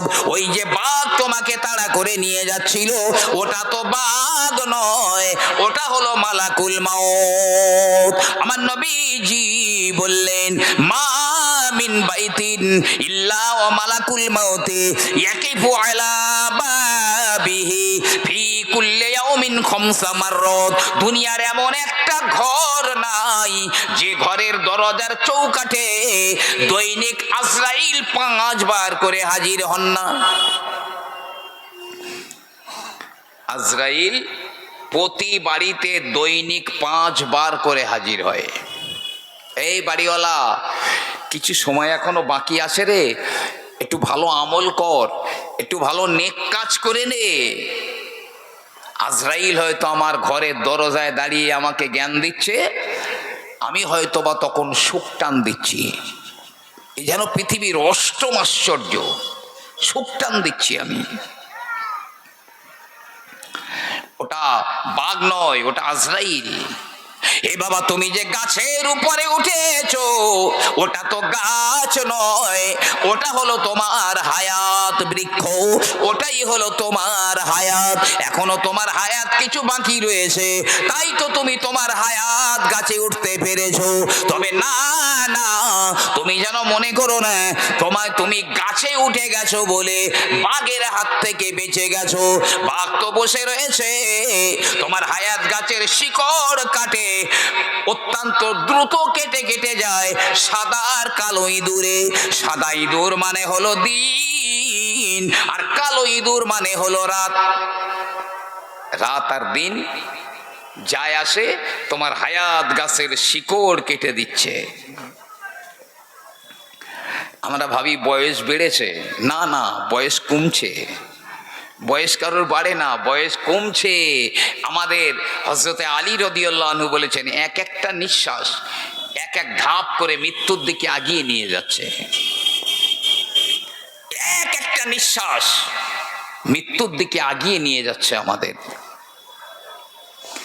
এই যে নিঃশ্বাস ছেড়ে দিলাম, এইটা জীবনে কোনোদিন আমার কাছে আসবে না, পাবো না। আমার একটা ধাপ শেষ হয়ে গেল। এ বাবা, আর ওই গাছের নিচেই যে তুমি গর্ত দেখলে সাপ আর বিছে ভরা রয়েছে, ওটাই হলো কবর। কবর, কবরের ভিতরে আপনার বেঈমান কাফের পাপাচারদের কবরে ৯৯টা করে সাপ আর বিছা রয়েছে। একটা দুটো নয়, ৯৯টা। আর এই ওপরে মৌচাক দেখলে ওটা হলো দুনিয়া। দুনিয়ার মধু তোমার গালে যেই পড়েছে, ও বাঘের কথা ভুল হয়ে গেছে, ওই গর্তে সাপ বিছের কথা ভুল হয়ে গেছে, যে গাছের শিকড় কাটছে গাছ আছড়ে পড়বে, সব ভুল হয়ে গেছে। আমার আল্লাহ পাক বললেন, আল্লাহকুমুত তাকাসুর হাত্তা যুরতুমুল মাকাবির। তোমাদের গাফেল বানিয়ে দিয়েছে, তোমাদের অর্থের প্রাচুর্য, সম্পদের প্রাচুর্য তোমাদের গাফেল করে দিয়েছে। এমন অবস্থায় তোমরা কবর সমূহের ভিতরে পৌঁছে যাও। দুনিয়ার সম্পদ প্রাচুর্য আমাদেরকে গাফেল করে দিয়েছে। একটু ভাবেন, একটু চিন্তা করেন, কি কঠিন মৃত্যুটা, কি কঠিন, সবার কাছে আসবে।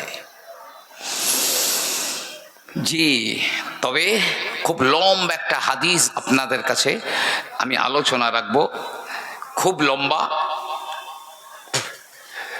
তার আগে খুব মহব্বতে উচ্চ আওয়াজে একবার মহব্বতে দরুদ আল্লাহুম্মা সাল্লি আলা।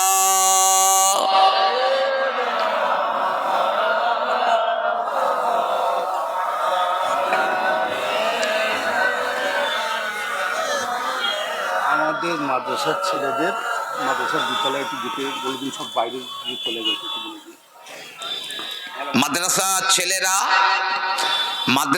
ছেলেরা যারা যেখানেই আছো, সবাই মাদ্রাসার দোতলার উপরে চলে যাও।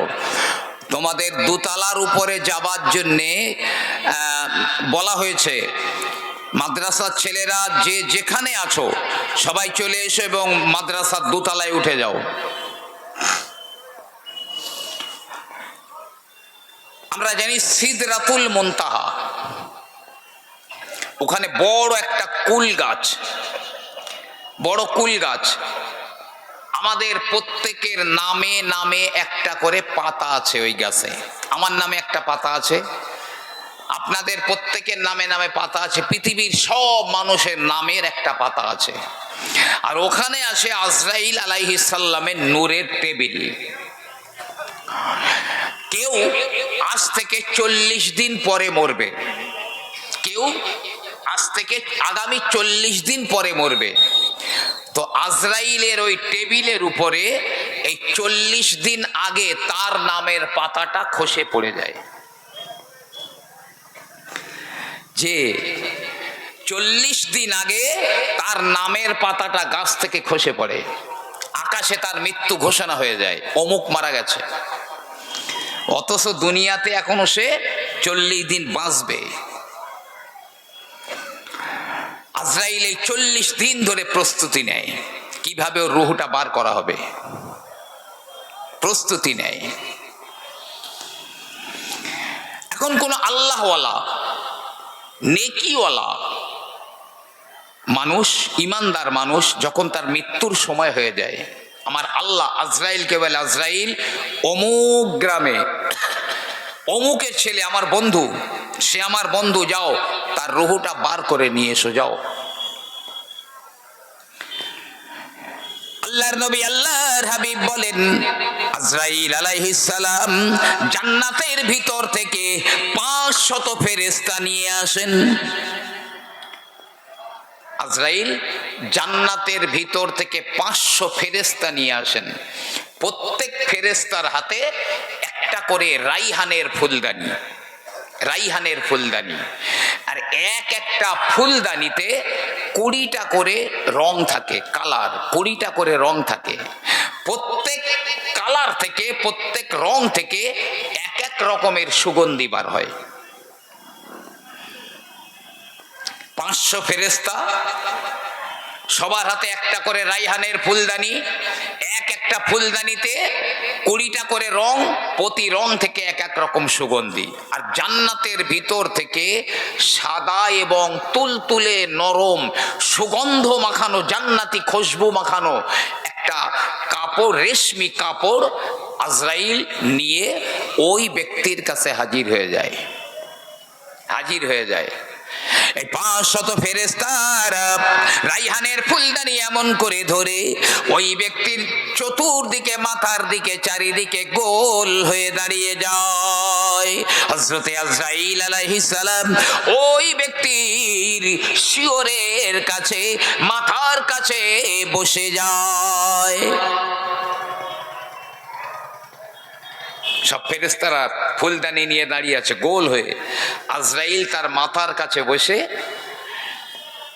এবারে ওই সেই যে কাপড়টা এনেছে সাদা নরম তুলতুলে সুগন্ধ, সেই কাপড়টা ওই ব্যক্তির এইরকম থুতনিতে ধরে রাখে, এই থুতনিতে ঠিক এইভাবে ধরে।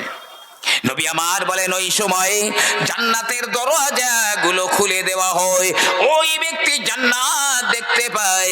জান্নাতের বিভিন্ন সুখ আর শান্তির জায়গাগুলো দেখিয়ে ওই রুহুটাকে প্রলোভন দেখানো হয়। কোনো বাচ্চা বাড়িতে ডিস্টার্ব করে, কান্নাকাটি করে, বদমাইশি করে, বিভিন্ন রকম জিনিস দিয়ে যখন তাদেরকে প্রলোভন দেখানো হয়, আল্লাহর জান্নাতের দরজাগুলো খুলে দিয়ে সুখ আর শান্তির জায়গাগুলো ওই ব্যক্তিকে দেখানো হয়, দেখিয়ে তাকে প্রলোভন দেখানো হয়। নবী বলছেন ওই রুহুটা বার হওয়ার জন্য ছটফট করে। কিরকম? খাঁচার মধ্যে পাখি রেখে দিলে ওই পাখি যেমন ছটফট করে বার হওয়ার জন্যে, ওই ব্যক্তির রুহুটা বার হওয়ার জন্য ছটফট করে। হযরতে আজরাইল আলাইহিস সালাম এবারে তিনি বলেন, ইয়া আইয়াতুহান নাফসুল মুতমাইন্না তুরজিই ইলা রাব্বিকি রাদিয়াতাম মারদিয়া ফাদখুলি ফি ইবাদি ওয়াদখুলি জান্নাতি।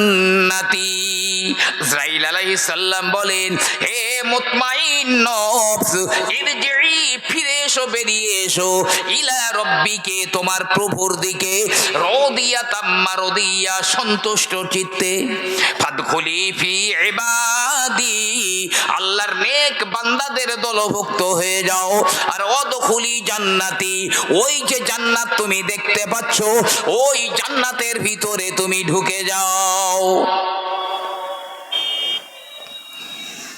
নবী পাক বলছেন রুহুটা কিরাম বার করে নেওয়া হয়?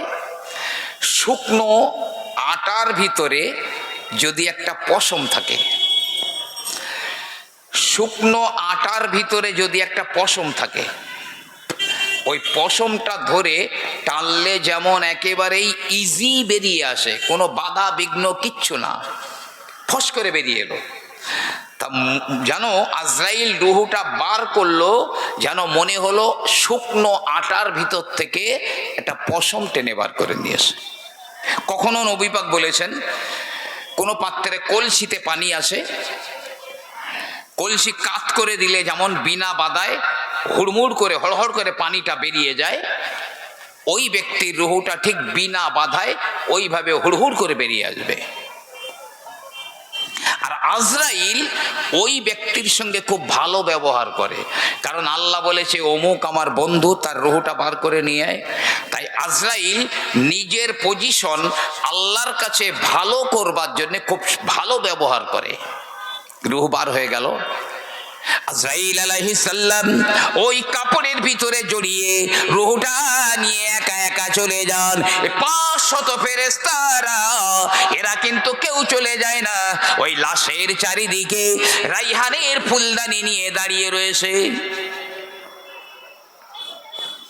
আজরাইল একা রুহটা নিয়ে চলে গেছে, আরে 500 ফেরেশতা সব ফেরেশতা প্রথম আসমানে গিয়ে বলে, এই দরজা খোলো। কে?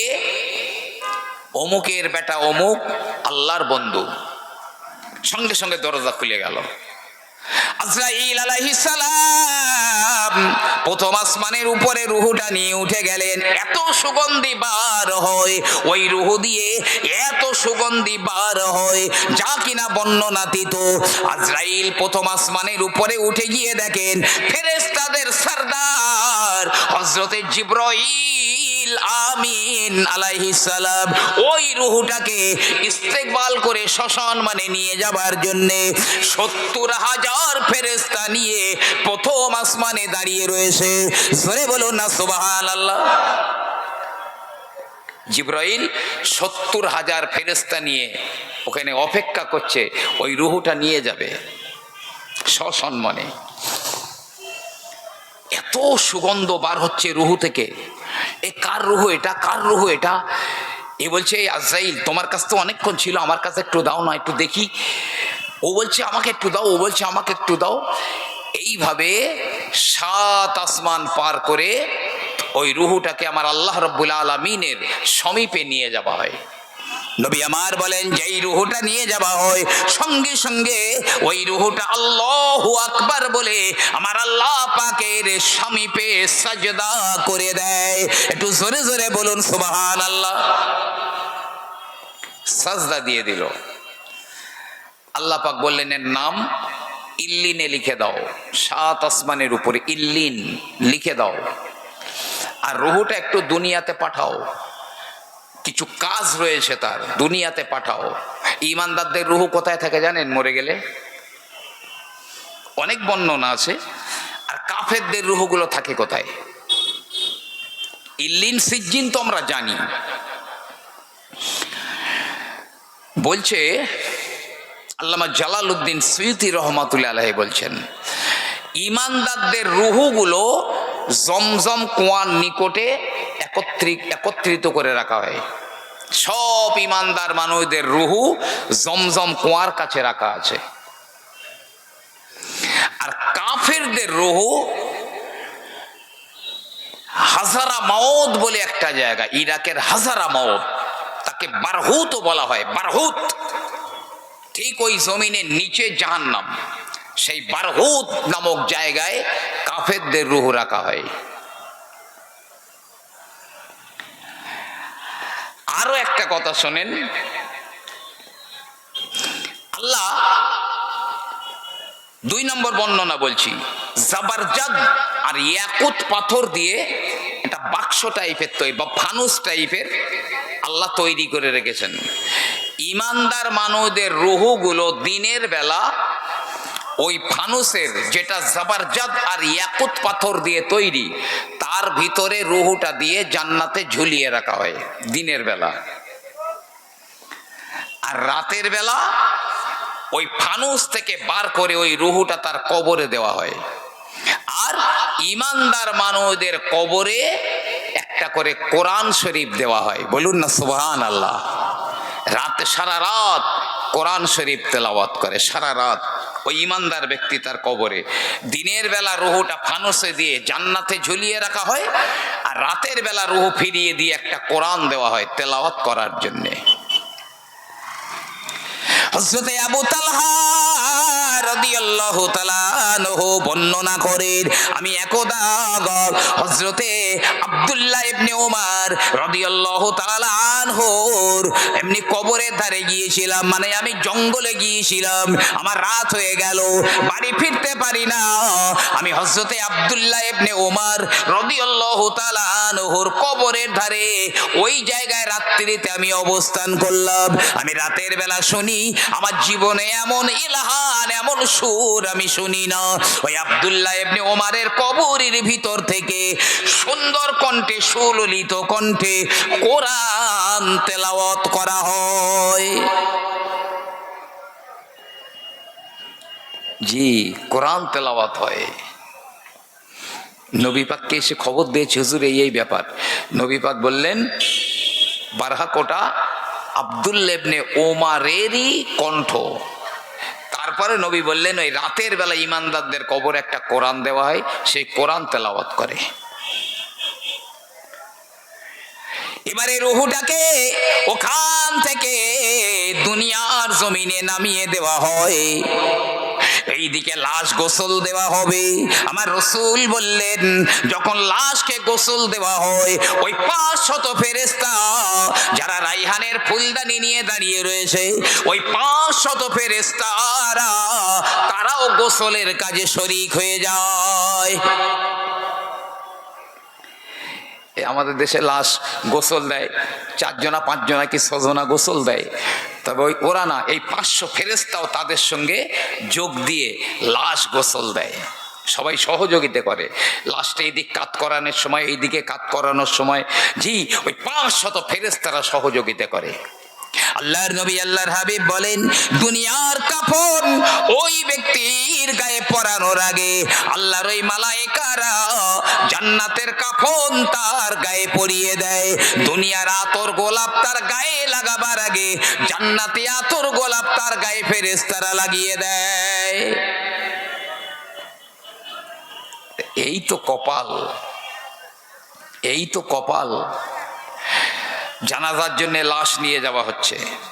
নবী পাক বলছে, এই ফেরেশতারা ওই রাইহানের ফুলদানি নিয়ে রাস্তার 2 দিকে, ওর বাড়ি থেকে জানাজার জায়গা পর্যন্ত রাস্তার 2 দিকে সারিবদ্ধ হয়ে রাইহানের ফুলদানি ধরে সব দাঁড়িয়ে রয়েছে, মাঝখান দিয়ে লাশ নিয়ে যাওয়া হচ্ছে।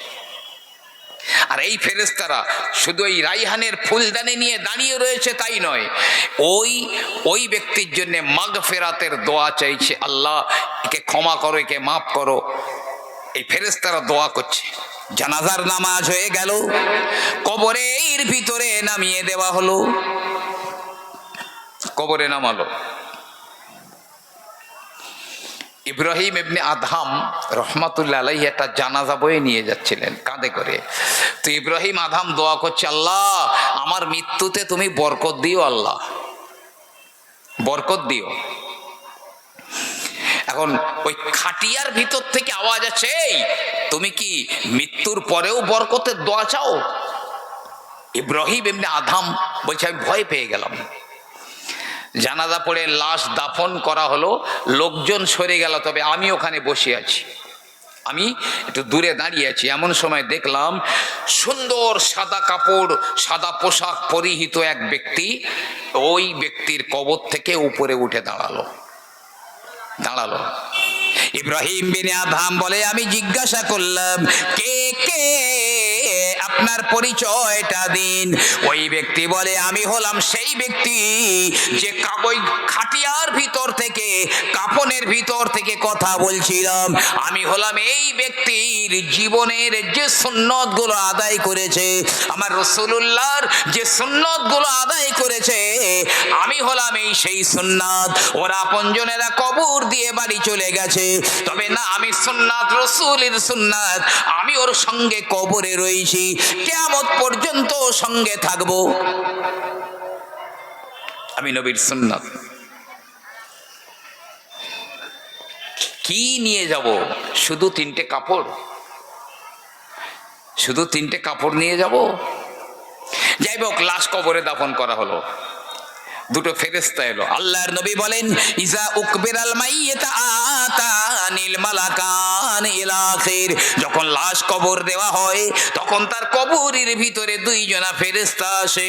গায়ের রং ঘুটঘুটে কালো, বিশাল চেহারা, সারা গায়ে বড় বড় লোম, দাঁতগুলো গরুর শিংয়ের মতো। ও আমার ভাইয়েরা, হাতে বড় হাতুড়ি রয়েছে।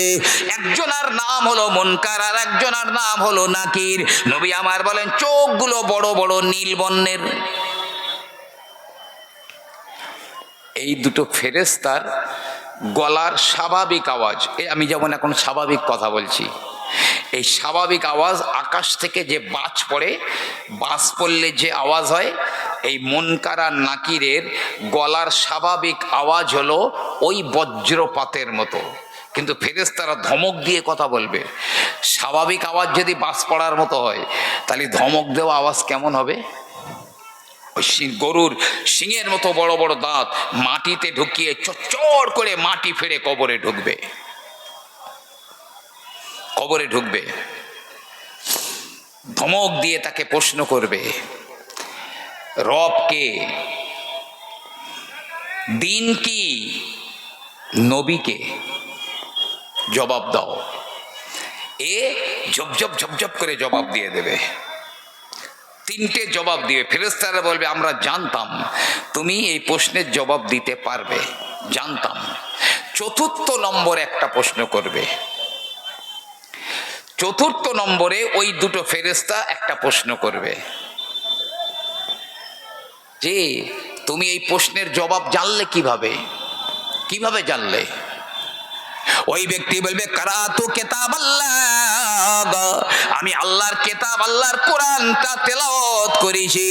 আমানতু বিহি ওয়া সাদ্দাকতুহু, আমি তার উপরে সত্য বলে মেনে নিয়েছি, আমি ঈমান এনেছি।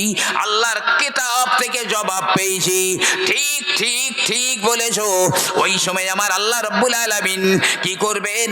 এমনি ওই ফেরেশতারা বলবে, তুমি একবার আকাশের উপরের দিকে তাকাও, উপরে তাকিয়ে জান্নাত দেখতে পাবে, ওই হলো তোমার ঠিকানা।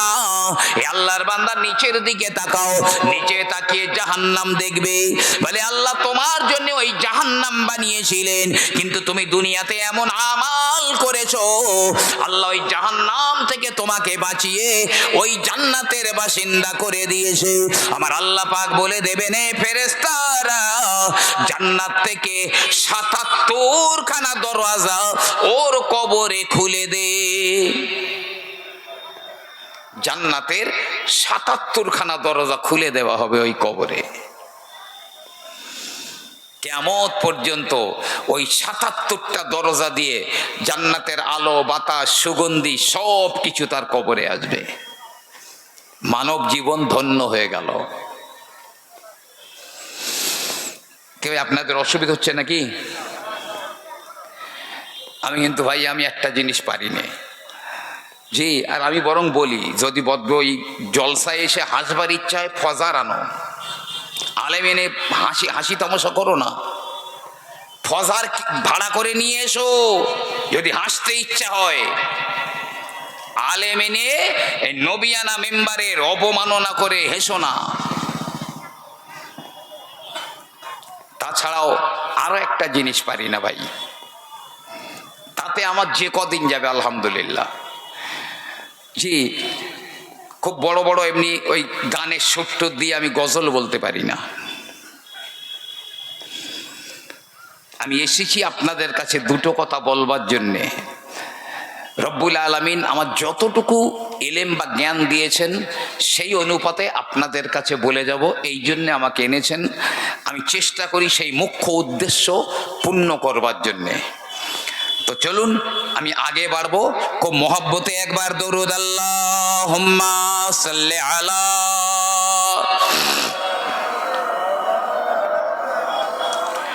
ওয়া আলা আলি সাইয়্যিদিনা।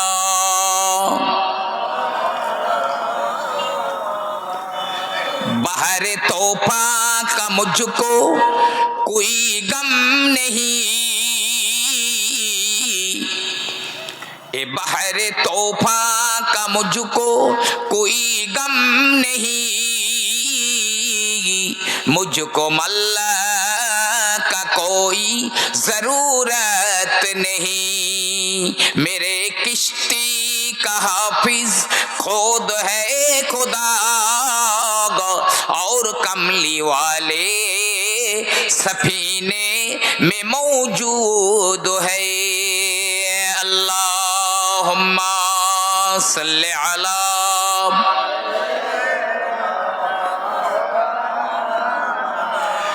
वअला आले सय्यिदिना।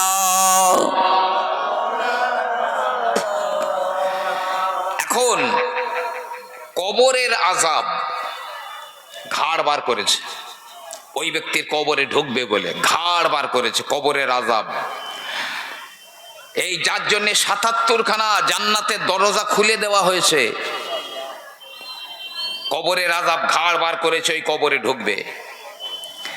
সঙ্গে সঙ্গে মাথার দিকে নামাজ, যে পা দিয়ে হেঁটে হেঁটে মসজিদে যেতাম সে আমল পায়ের দিকে, রোজা একদিকে, জি দান সদকা একদিকে, আর সবর বা ধৈর্য কবরের উপরে। নামাজ বলছে এই ব্যক্তি নামাজি ছিল, আমার এই দিকতে ঢুকতে দেবো না। পার দিকে বলে এ পায়ে হেঁটে হেঁটে মসজিদে যেত, এদিকতে ঢোকা হবে না। রোজা বলছে আমি দিনের বেলা উপোস রেখেছিলাম, একান্তে হবে না। দান সদকা ও ঢুকতে দিল না, কবরের আযাব ফিরে চলে গেল। সবর বলছে দেখো তোমরা কেউ যদি কোনো একজনা যদি দুর্বল হয়ে যেতে, আমি সবর আমি আটকে ফেলতাম, আমি অবশ্যই আটকে দিতাম। তবে এখন আমি এর কবরে থাকবো, সেই মিজানের পাল্লায় আমি ওর কাজে দেবো। হাদিসের অর্ধেক হলো। এবারে আল্লাহ নবী বলেন বেঈমান কাফের পাপাচার মুনাফিকদের যখন মৃত্যুর সময় হয়ে যায়, আমার আল্লাহ রাব্বুল আলামিন বলেন হে আজরাইল, অমুক গ্রামে অমুকের বেটা আমার বড় দুশমন, যা যা ও রূহটা বার করে নিয়ে আয়।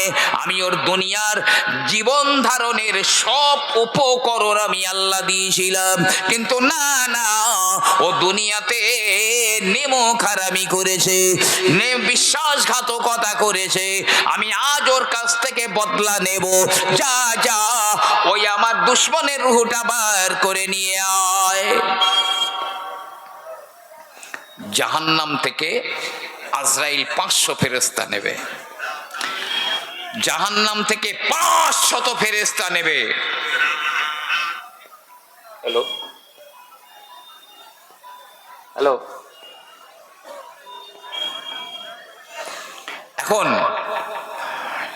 সবার হাতে জাহান্নামের আগুনের চাবুক থাকবে, আর চাবুকে সব তীক্ষ্ণ ধারালো কাঁটা, আর ওই তামার টুকরো থাকবে, সব আগুনে লাল করা তামার টুকরা। আর জাহান্নাম থেকে একটা দুর্গন্ধ পিচ চট টাইপের বিশাল দুর্গন্ধ ওইটা নেবে, নিয়ে ওই ব্যক্তির কাছে আসবে। নবী আমার বলেন ওই 500 ফেরেশতারা ওরা এবারে চাবুক নিয়ে রেডি হয়ে যায়, আজরাইলও চাবুক নিয়ে রেডি হয়ে যায়। মারে কোথায় জানেন? আমার রাসূলুল্লাহ বলেন মুখের উপরে ওই চাবুক দিয়ে মারে, আর হলো তার নিতম্বে কোমরের নিচের অংশ, কোমর থেকে নিচে একভাবে চাবুক মারছে, মুখে আর নিতম্বে। আর ওই তামার যে টুকরা ওইগুলো ছুঁড়ে ছুঁড়ে মারছে, একভাবে মারছে। রুহুটা টেনে কখনো হাঁটুতে আটকে রাখছে, রেখে পেটাই হচ্ছে, কখনো কোমরে আটকে পেটাই হচ্ছে, কখনো হাতের এই কিনায় আটকে পেটাই হচ্ছে। এক এক জায়গায় রুহুটা আটকে দিয়ে আর ওইভাবে মারছে। আল্লাহর দুশমন, আল্লাহ বহু নিয়ামত তোকে দিয়েছিলেন, তোর জীবন ধারণের সব কিছু উপকরণ আমার আল্লাহ দিয়েছিলেন, কিন্তু তুই দুনিয়াতে ভুলেছিলি। এখন আল্লাহ তোর কাছ থেকে বদলা নেবেন। এইভাবে মারতে মারতে মারতে তার রুহটা বার করে নেওয়া হয়। কি দুর্গন্ধ! গরু মরা, কুকুর মরা, পচে গন্ধ যাবার লাইন নেই, এ তবু সহ্য করা যায়, তো সে ওই রুহুর গন্ধ সহ্য করার নয়। ওই চট মতন জড়িয়ে আজরাইল নিয়ে যাচ্ছে।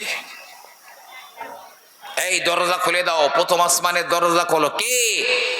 বলে এই অমুকের ছেলে, অমুক খোদার দুশ্মন। বলে ওর রুহু উঠবে না ওপরে। ওখান থেকে ছুঁড়ে ফেলে দিল। হয় পাহাড়ের গায়ে ধাক্কা লেগে আন্ডা ভাঙা হয়ে গেল, যেন কোনো বড় পাখি বড় ঠোঁট দিয়ে তাকে ছিন্ন ভিন্ন করে ফেললো। সিজ্জিনে তার নাম লিখে দাও। সিজ্জিন, সাত জমিনের নিচে তার নামটা লিখে দাও। কবরে ফেরেশতা ঢুকে গেল, একটা জবাবও দিতে পারলো না, একটা জবাবও দিতে পারলো না। ফেরেশতা তাকে জিজ্ঞাসা করবে, মা দাঁড়াইতা, তুমি কি জানো না? মা তালাইতা, তুমি কি আল্লাহর কিতাব পড়ো না? এই আল্লাহর কিতাব পড়োনি? তুমি জানোনি? নবী পাক বলছো দুই কানের মাঝখানের পিছনের দিকটায়, মানে মাথার এই পিছনের অংশে ওই ফেরেশতা ওই হাতুড়ি দিয়ে একটা মারবে, 70 গজ মাটির নিচে ঢুকে যাবে। 70 গজ।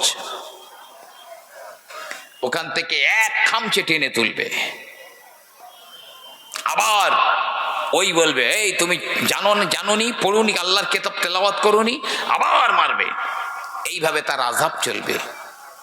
আমার আল্লাহ পাক বলবে, হে ফেরেশতারা, জাহান্নাম থেকে 77 খানা দরজা ওর কবরের দিকে খুলে দে। জাহান্নামের 77 খানা দরজা ওই কবরে দেওয়া হবে। কবরটা আগুন আগুনে ভরে যাবে। গোটা কবর আগুন হয়ে গেল। কেন নেক আমল করবেন? কোনো বান্দা, কোনো ব্যক্তি, ধরেন ফেরেশতার ওই তো বিশাল চেহারা, জবাব দিতে পারছে না, জবাব দিতে পারছে না। কি হবে? সঙ্গে সঙ্গে ওর কবর একটা রাস্তা বেরিয়ে যাবে। রাস্তা আলোয় ঝলমল ঝলমল করছে রাস্তাটা। একজন সুন্দরী মহিলা দৌড়ে দৌড়ে তার কবরের ভিতরে চলে এলো। এই ফেরেশতা দাঁড়াও, এই ব্যক্তিকে বিরক্ত করো না, তোমাদের প্রশ্নের জবাব সব আমি দিয়ে দিচ্ছি। ওই মহিলা সব জবাব দিয়ে দিয়েছে, দিয়ে চলে যাচ্ছে। এই ব্যক্তি বলে, হে আল্লাহর বান্দি রে, আমি তো তোমাকে চিনলাম না, এত সুন্দরী মহিলা জীবনে কোনোদিন তো দেখি না, কে তুমি? পরিচয়টা দিয়ে দাও। আমার আপনজনেরা আমাকে ফেলে রেখে যে যার মতো চলে গেল, কিন্তু তুমি আমার এই বিপদের সময় উপকার করলে, কে তুমি? ওই মহিলা বলে, আল্লাহর বান্দারে, আমি হলাম দুনিয়ায় তোমার নেক আমল। তুমি যে নেক আমল করতে, আমি হলাম সেই নেক আমাল। আমি আছি সঙ্গে, ভয় নেই, চিন্তা নেই। তুমি যতক্ষণ আল্লাহর জান্নাতে না ঢুকবে, আমি আছি তোমার সঙ্গে। কিন্তু বদকার, পাপী, কাফের, বেঈমান, ওদের কবর দিয়েও রাস্তা বার হবে, তবে কদাকার, কুৎসিত, গা দিয়ে দুর্গন্ধ বার হয়, এইরকম একজন মহিলা আসবে, এসে বলবে, এই ফেরেশতারা, এই ফেরেশতারা, সময় নষ্ট না করে ওরে আযাব দে, পেটাই কর, জাহান্নামের আগুন ঢুকিয়ে দে। ওই ব্যক্তি বলবে, এই হতভাগিনী, কে তুই? আমি একই বিপদে পড়েছি, তার উপরে এই কাটা ঘায়ে তুই নুনের ছিটা মারছিস, কে? ওই মহিলা বলবে, হে খোদার দুশ্মন রে, তুই আমাকে চিনলি না? আমি হলাম তোর জীবনের বদআমাল। জীবনের বদআমল আমি গো। এখন বাড়ি গিয়ে রাত্রে শুয়ে চিন্তা করবেন, নেক আমল করব না বদআমল করব। যদি নেক আমল করেন আরো লাভ কি হবে জানেন? মানুষ যখন মরে যায়, তার বডিগার্ড ফেরেশতারা সব আসমানে চলে যায়। আমাদের প্রত্যেকের কাছে আল্লাহ বডিগার্ড ফেরেশতা রেখে দিয়েছেন আমাদের।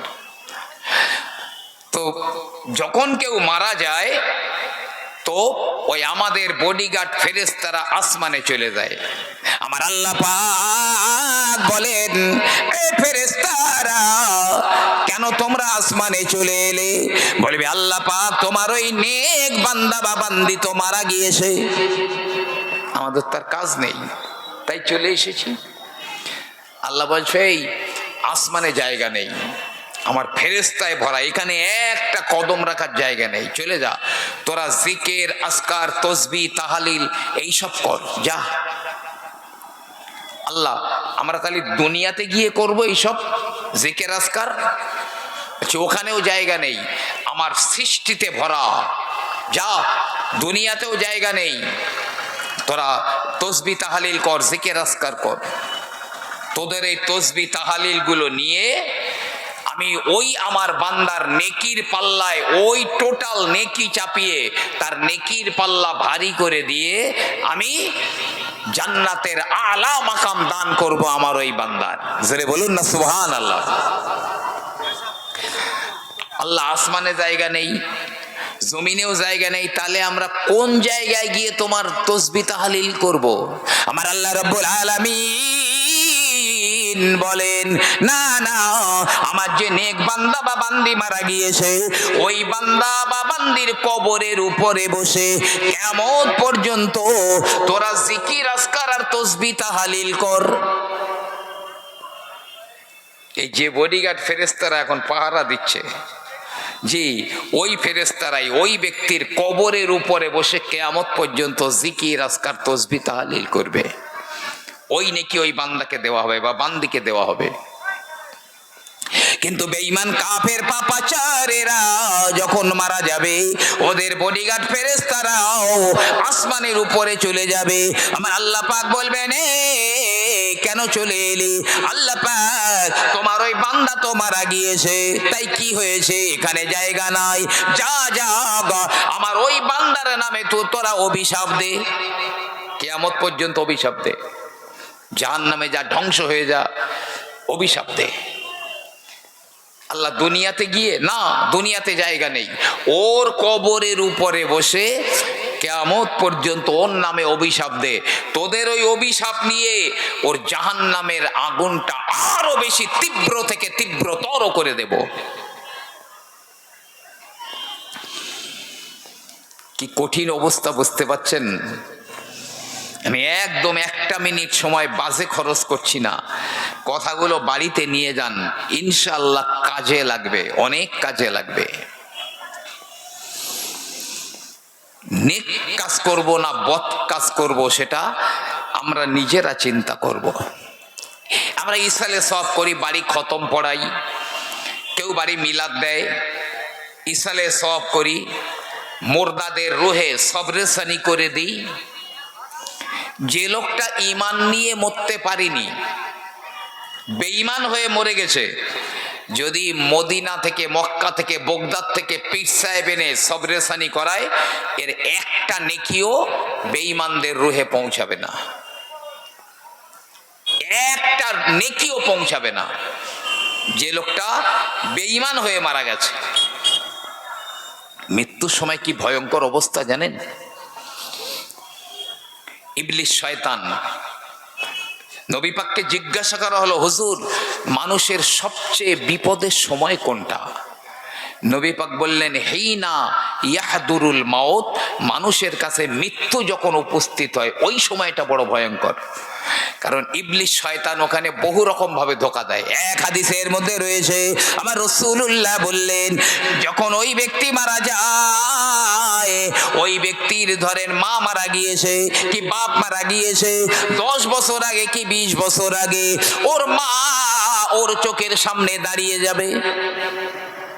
অরিজিনাল কিন্তু ওর মা নয়, ইবলিস শয়তান ওর মায়ের চেহারা নিয়ে ওই মৃত্যুর সময় তার কাছে দাঁড়াবে, দাঁড়িয়ে বলবে, বেটা আমি তো 20 বছর আগে মরে গেছি, আমি জানি, আমি তো ইসলাম নিয়ে মরেছিলাম, কিন্তু এখানে এসে দেখছি ব্যাপারটা তো পুরো উল্টো, ব্যাপারটা পুরো উল্টো, আমি তো খুব কষ্টে রয়েছি। কাউকে বলবে তুই এই খ্রিস্টান ধর্মটা ঠিক ধর্ম, ওইটা গ্রহণ কর, কে ইহুদি ধর্মটা সঠিক ধর্ম গ্রহণ কর, এই বল ওই বল। এই দেখি আমার মা এসেছে যখন, আর মা যেরাম আদর করে ছেলে পিলে ডাকতো, বাবা অমুক, এরম আদর করে ডাকবে, ডেকে বলবে। এখন ঈমান কে রাখতে পারবে? কে ঈমান রাখতে পারবে? ব্যাপক পিপাসা লেগে যাবে, খুব পিপাসা লাগবে। তখন ইবলিস শয়তান ও হাতে একটা গ্লাস নিয়ে আসবে, এই তুই আমাকে আল্লাহ বল, আমাকে রব বলে মেনে নে, আমি এই পানীয় বা শরবত এনেছি, পান করে নে। ঠিক আছে, বসো বসো বসো। আরে বসো না। ভাই দুনিয়াতে শুধু পেটের জন্যে যারা হারামাল হালাল বাস বিচার করে না, সে সুদ না ঘুষ না পনের টাকা এই বাস বিচার করে না, ওই সময় ওর বুক ফেটে যাচ্ছে, কলিজা ফেটে যাচ্ছে পানির জন্যে, ও তখন কি ঈমান দেখবে নাকি ও দেখবে ওর পিপাসা মিটবে কিভাবে? বলে এই তোমাকে রব বলে মানছি, দাও দাও দাও, ও গ্লাসটা ধরিয়ে দেবে, ঢক ঢক করে পান করবে।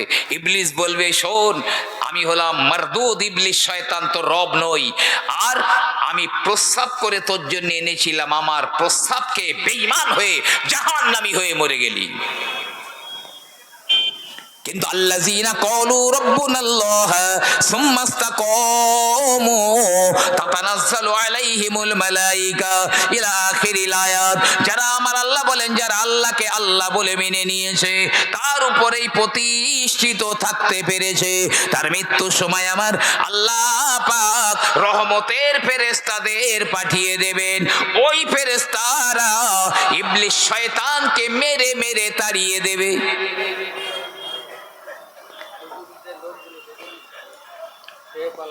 এমনকি কবরের ভিতরে যখন ফেরেশতা জিজ্ঞাসা করবে মার রব্বুকা, ইবলিস শয়তান কবরের ভিতরে ঢুকবে, ঢুকে কি করবে, ফাআশারা ইলা নাফসিহি, ইবলিস শয়তান তার নিজের দিকে দেখিয়ে দেবে, মানে আমাকে রব বলো।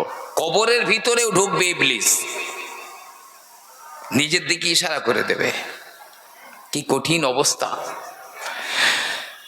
যারা ঈমান নিয়ে মরতে পেরেছে এর নেকি 16 আনা তাদের রুহে পৌঁছাবে এবং তারা এই নেকি পেয়ে উপকৃত হতে পারেন।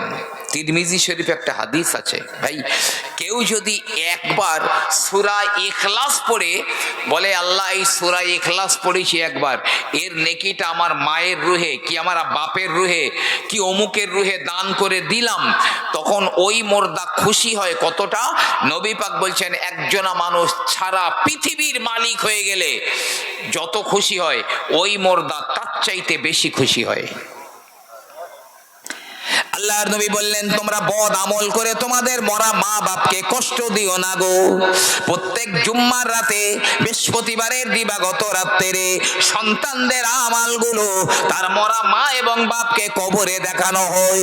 আল্লাহর নবী বললেন ওই তার মা বাপ যদি দেখে তার বেটা ভালো কাজ করছে, নেক কাজ করছে, তাদের চেহারাগুলো পূর্ণিমার চাঁদের মতো হয়ে যায়, কিন্তু যদি দেখে তার আওলাদেরা বদ কাজ করে, তারা বড় কষ্ট পায়, চেহারাগুলো মলিন হয়ে যায়। তাই রাসূল বলেছেন বদ আমল করে তোমাদের মরা মা বাপদের যেন কষ্ট দিও না। নেকি কিভাবে পৌঁছায় জানেন? এখন একটা দল বেরিয়েছে, সেই গোড়াগড়ি থেকেই বলে ও যে গেছে তার নিজের আমল নিয়ে গেছে, আর ওর কাছে আর কিছু যাবে না, মানে মরা গরু আর ঘাস খাবে না। আছে, কিন্তু নেকি পৌঁছায় কি পৌঁছায় না আমি দেখছি। তবে আস্তে আস্তে মনে হচ্ছে সম্ভবত খেতে দিচ্ছে, মনে হ্যাঁ আমি তাই তো ভাবছি খেতে দিচ্ছে, আলহামদুলিল্লাহ। অল্প অল্প করে যাবেন, যাদের খাওয়া হচ্ছে কেউ যেন চলে যাবেন না, কেউ যেন চলে যাবেন না। জান্নাতের বাগান ছেড়ে পালাবেন কোথায়? জি হ্যাঁ, খাওয়া দাওয়া করে আবার এখানে চলে আসবেন, কেউ যেন চলে যাবেন না।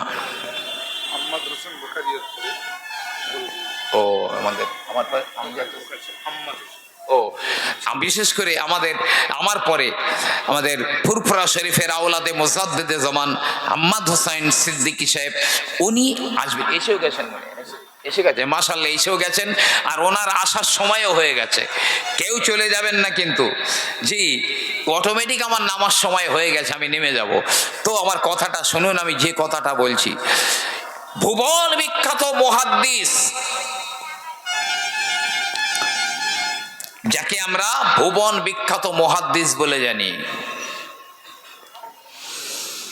একদা তিনি এক কবরস্থানের ধার দিয়ে যাচ্ছেন। আব্দুল্লাহ ইবনে মোবারক রহমাতুল্লাহ আলাইহি, হযরতে আব্দুল্লাহ ইবনে মোবারক রহমাতুল্লাহ আলাইহি একটা কবরস্থানের পাশ দিয়ে যাচ্ছেন।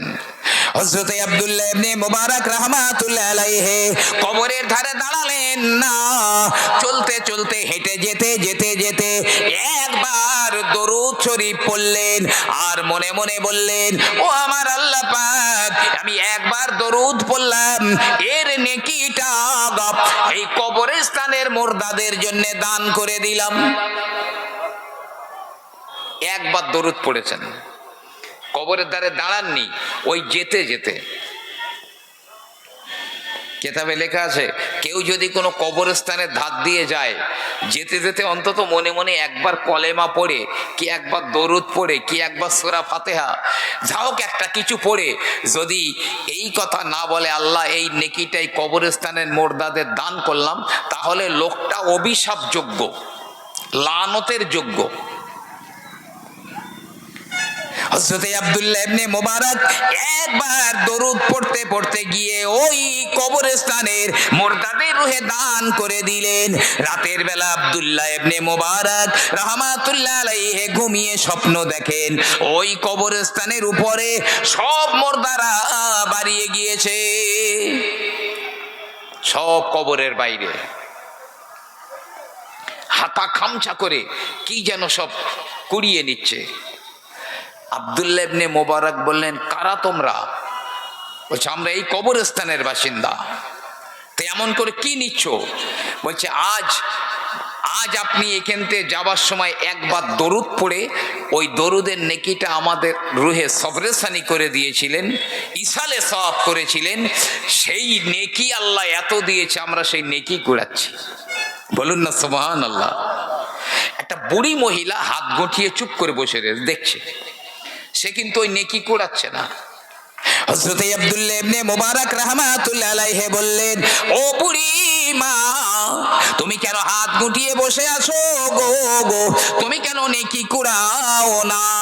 বুড়ি বলে, বাবা, দুনিয়ার বুকে আমার একটা ছেলে রয়েছে, ওই ছেলেটা কোরআনের হাফেজ, ওই ছেলেটা কোরআনের হাফেজ।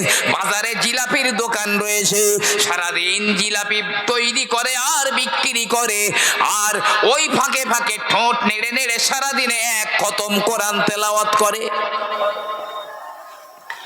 সারাদিনে এক খতম কোরআন তেলাওয়াত করে। আর রাতের বেলা এশার নামাজের পরে ওই এক খতম কোরআন তেলাওয়াতের নেকি আমার রুহে সবরেসানি করে দেয়, ইসালে সব করে দেয়।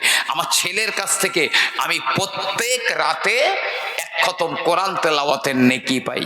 পীর জুলফিকার রহমান নকশবন্দি তার কিতাবে লিখছেন। তাই এখন আমি অন্য মানুষের নেকির মুখাপেক্ষী নই। সকালবেলা আব্দুল্লাহ ইবনে মোবারক ঘুমটা ভাঙবার পরে ওই বাজারে গেলেন, গিয়ে দেখেন ওই সেই জিলাপির দোকান, ওই ছেলেটা জিলাপি বানায় আর ঠোঁট দুটো নড়ে। বলে, বাবা ছেলে তুমি কি পড়ো? আরে হুজুর, আমি তো কোরআন তেলাওয়াত করি। ও, কার জন্য তেলাওয়াত করছো? জি, আমার আম্মা মারা গেছে, এই সারাদিনে এক খতম কোরআন তেলাওয়াত করি, আর রাতের বেলা আমার আম্মার রুহে ওটা সবরেসানি করে দেই। আব্দুল্লাহ বিন মোবারক দেখলেন, সত্যি জি, আমার স্বপ্নটা সত্যি। কয়েক মাস গেল, কয়েক মাস পরে আব্দুল্লাহ ইবনে মোবারক আবার ওই পথ দিয়ে যাচ্ছেন। যেতে যেতে হযরতে আব্দুল্লাহ ইবনে মোবারক আজও একবার দরুদ পড়ে ওর নেকিটা ওই মুর্দাদের রুহে সবরেসানি করে দিয়েছেন। রাতের বেলা স্বপ্ন দেখে আগের দিনের মতো সব মুর্দারা বেরিয়ে নেকি কুড়ায়, তবে ওই বুড়ি মহিলা আজ নেকি কুড়াচ্ছে। এই বুড়িটা কিন্তু আজকের আর হাত গুটিয়ে বসে নেই, সেও নেকি কুড়াচ্ছে। আব্দুল্লাহ ইবনে মোবারক বললেন, বুড়িমা, আজকের নেকি কুড়াচ্ছ যে? সেদিন তো বসেছিলে। বলছে, বাবা, ওই আমার যে ছেলে ছিল দুনিয়াতে কোরআনের হাফেজ, আজ এই 2-3 দিন আগে আমার ছেলেটা মারা গেছে বাবা।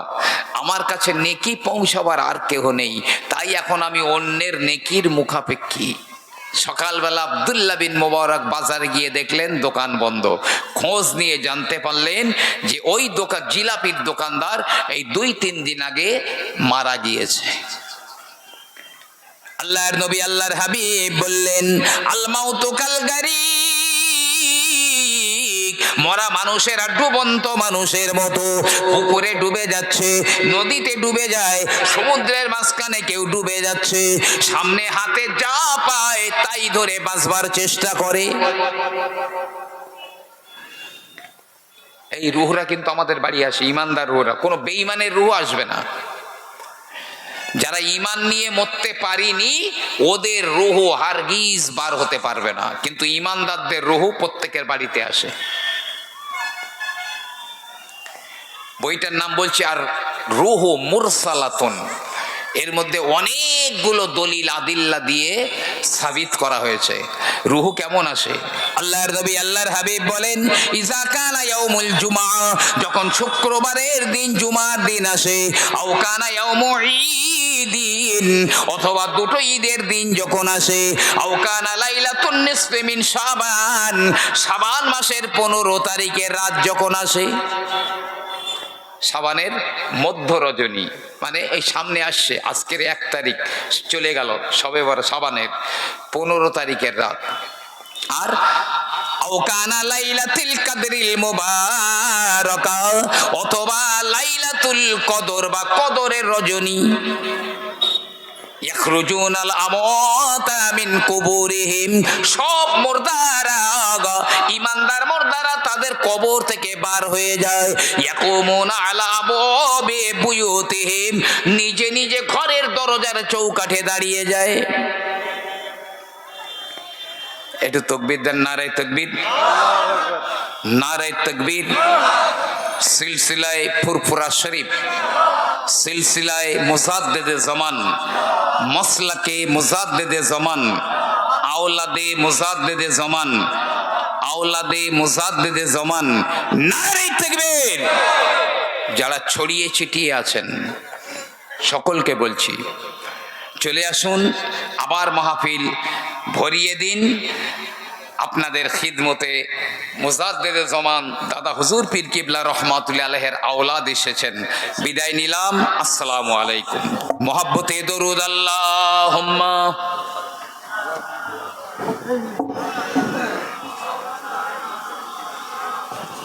আসুন আমরা সবাই, যারা মেহমানদারি করেছেন দাঁড়িয়ে আছেন বসে যান, গায়ে গায়ে সবাই কেউ উঠবেন না। আমাদের চির আকাঙ্ক্ষিত বক্তা ফুরফুরা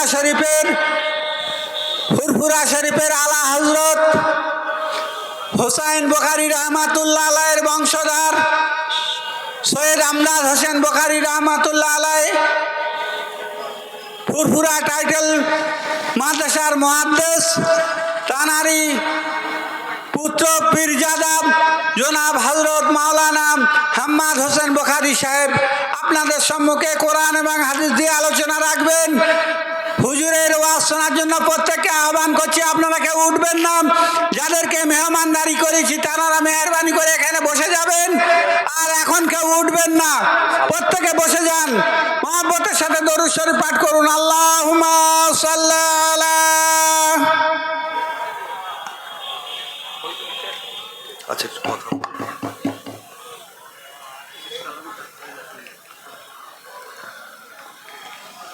আসসালামু আলাইকুম রহমতুল্লাহ তাআলা বারাকাতুহু।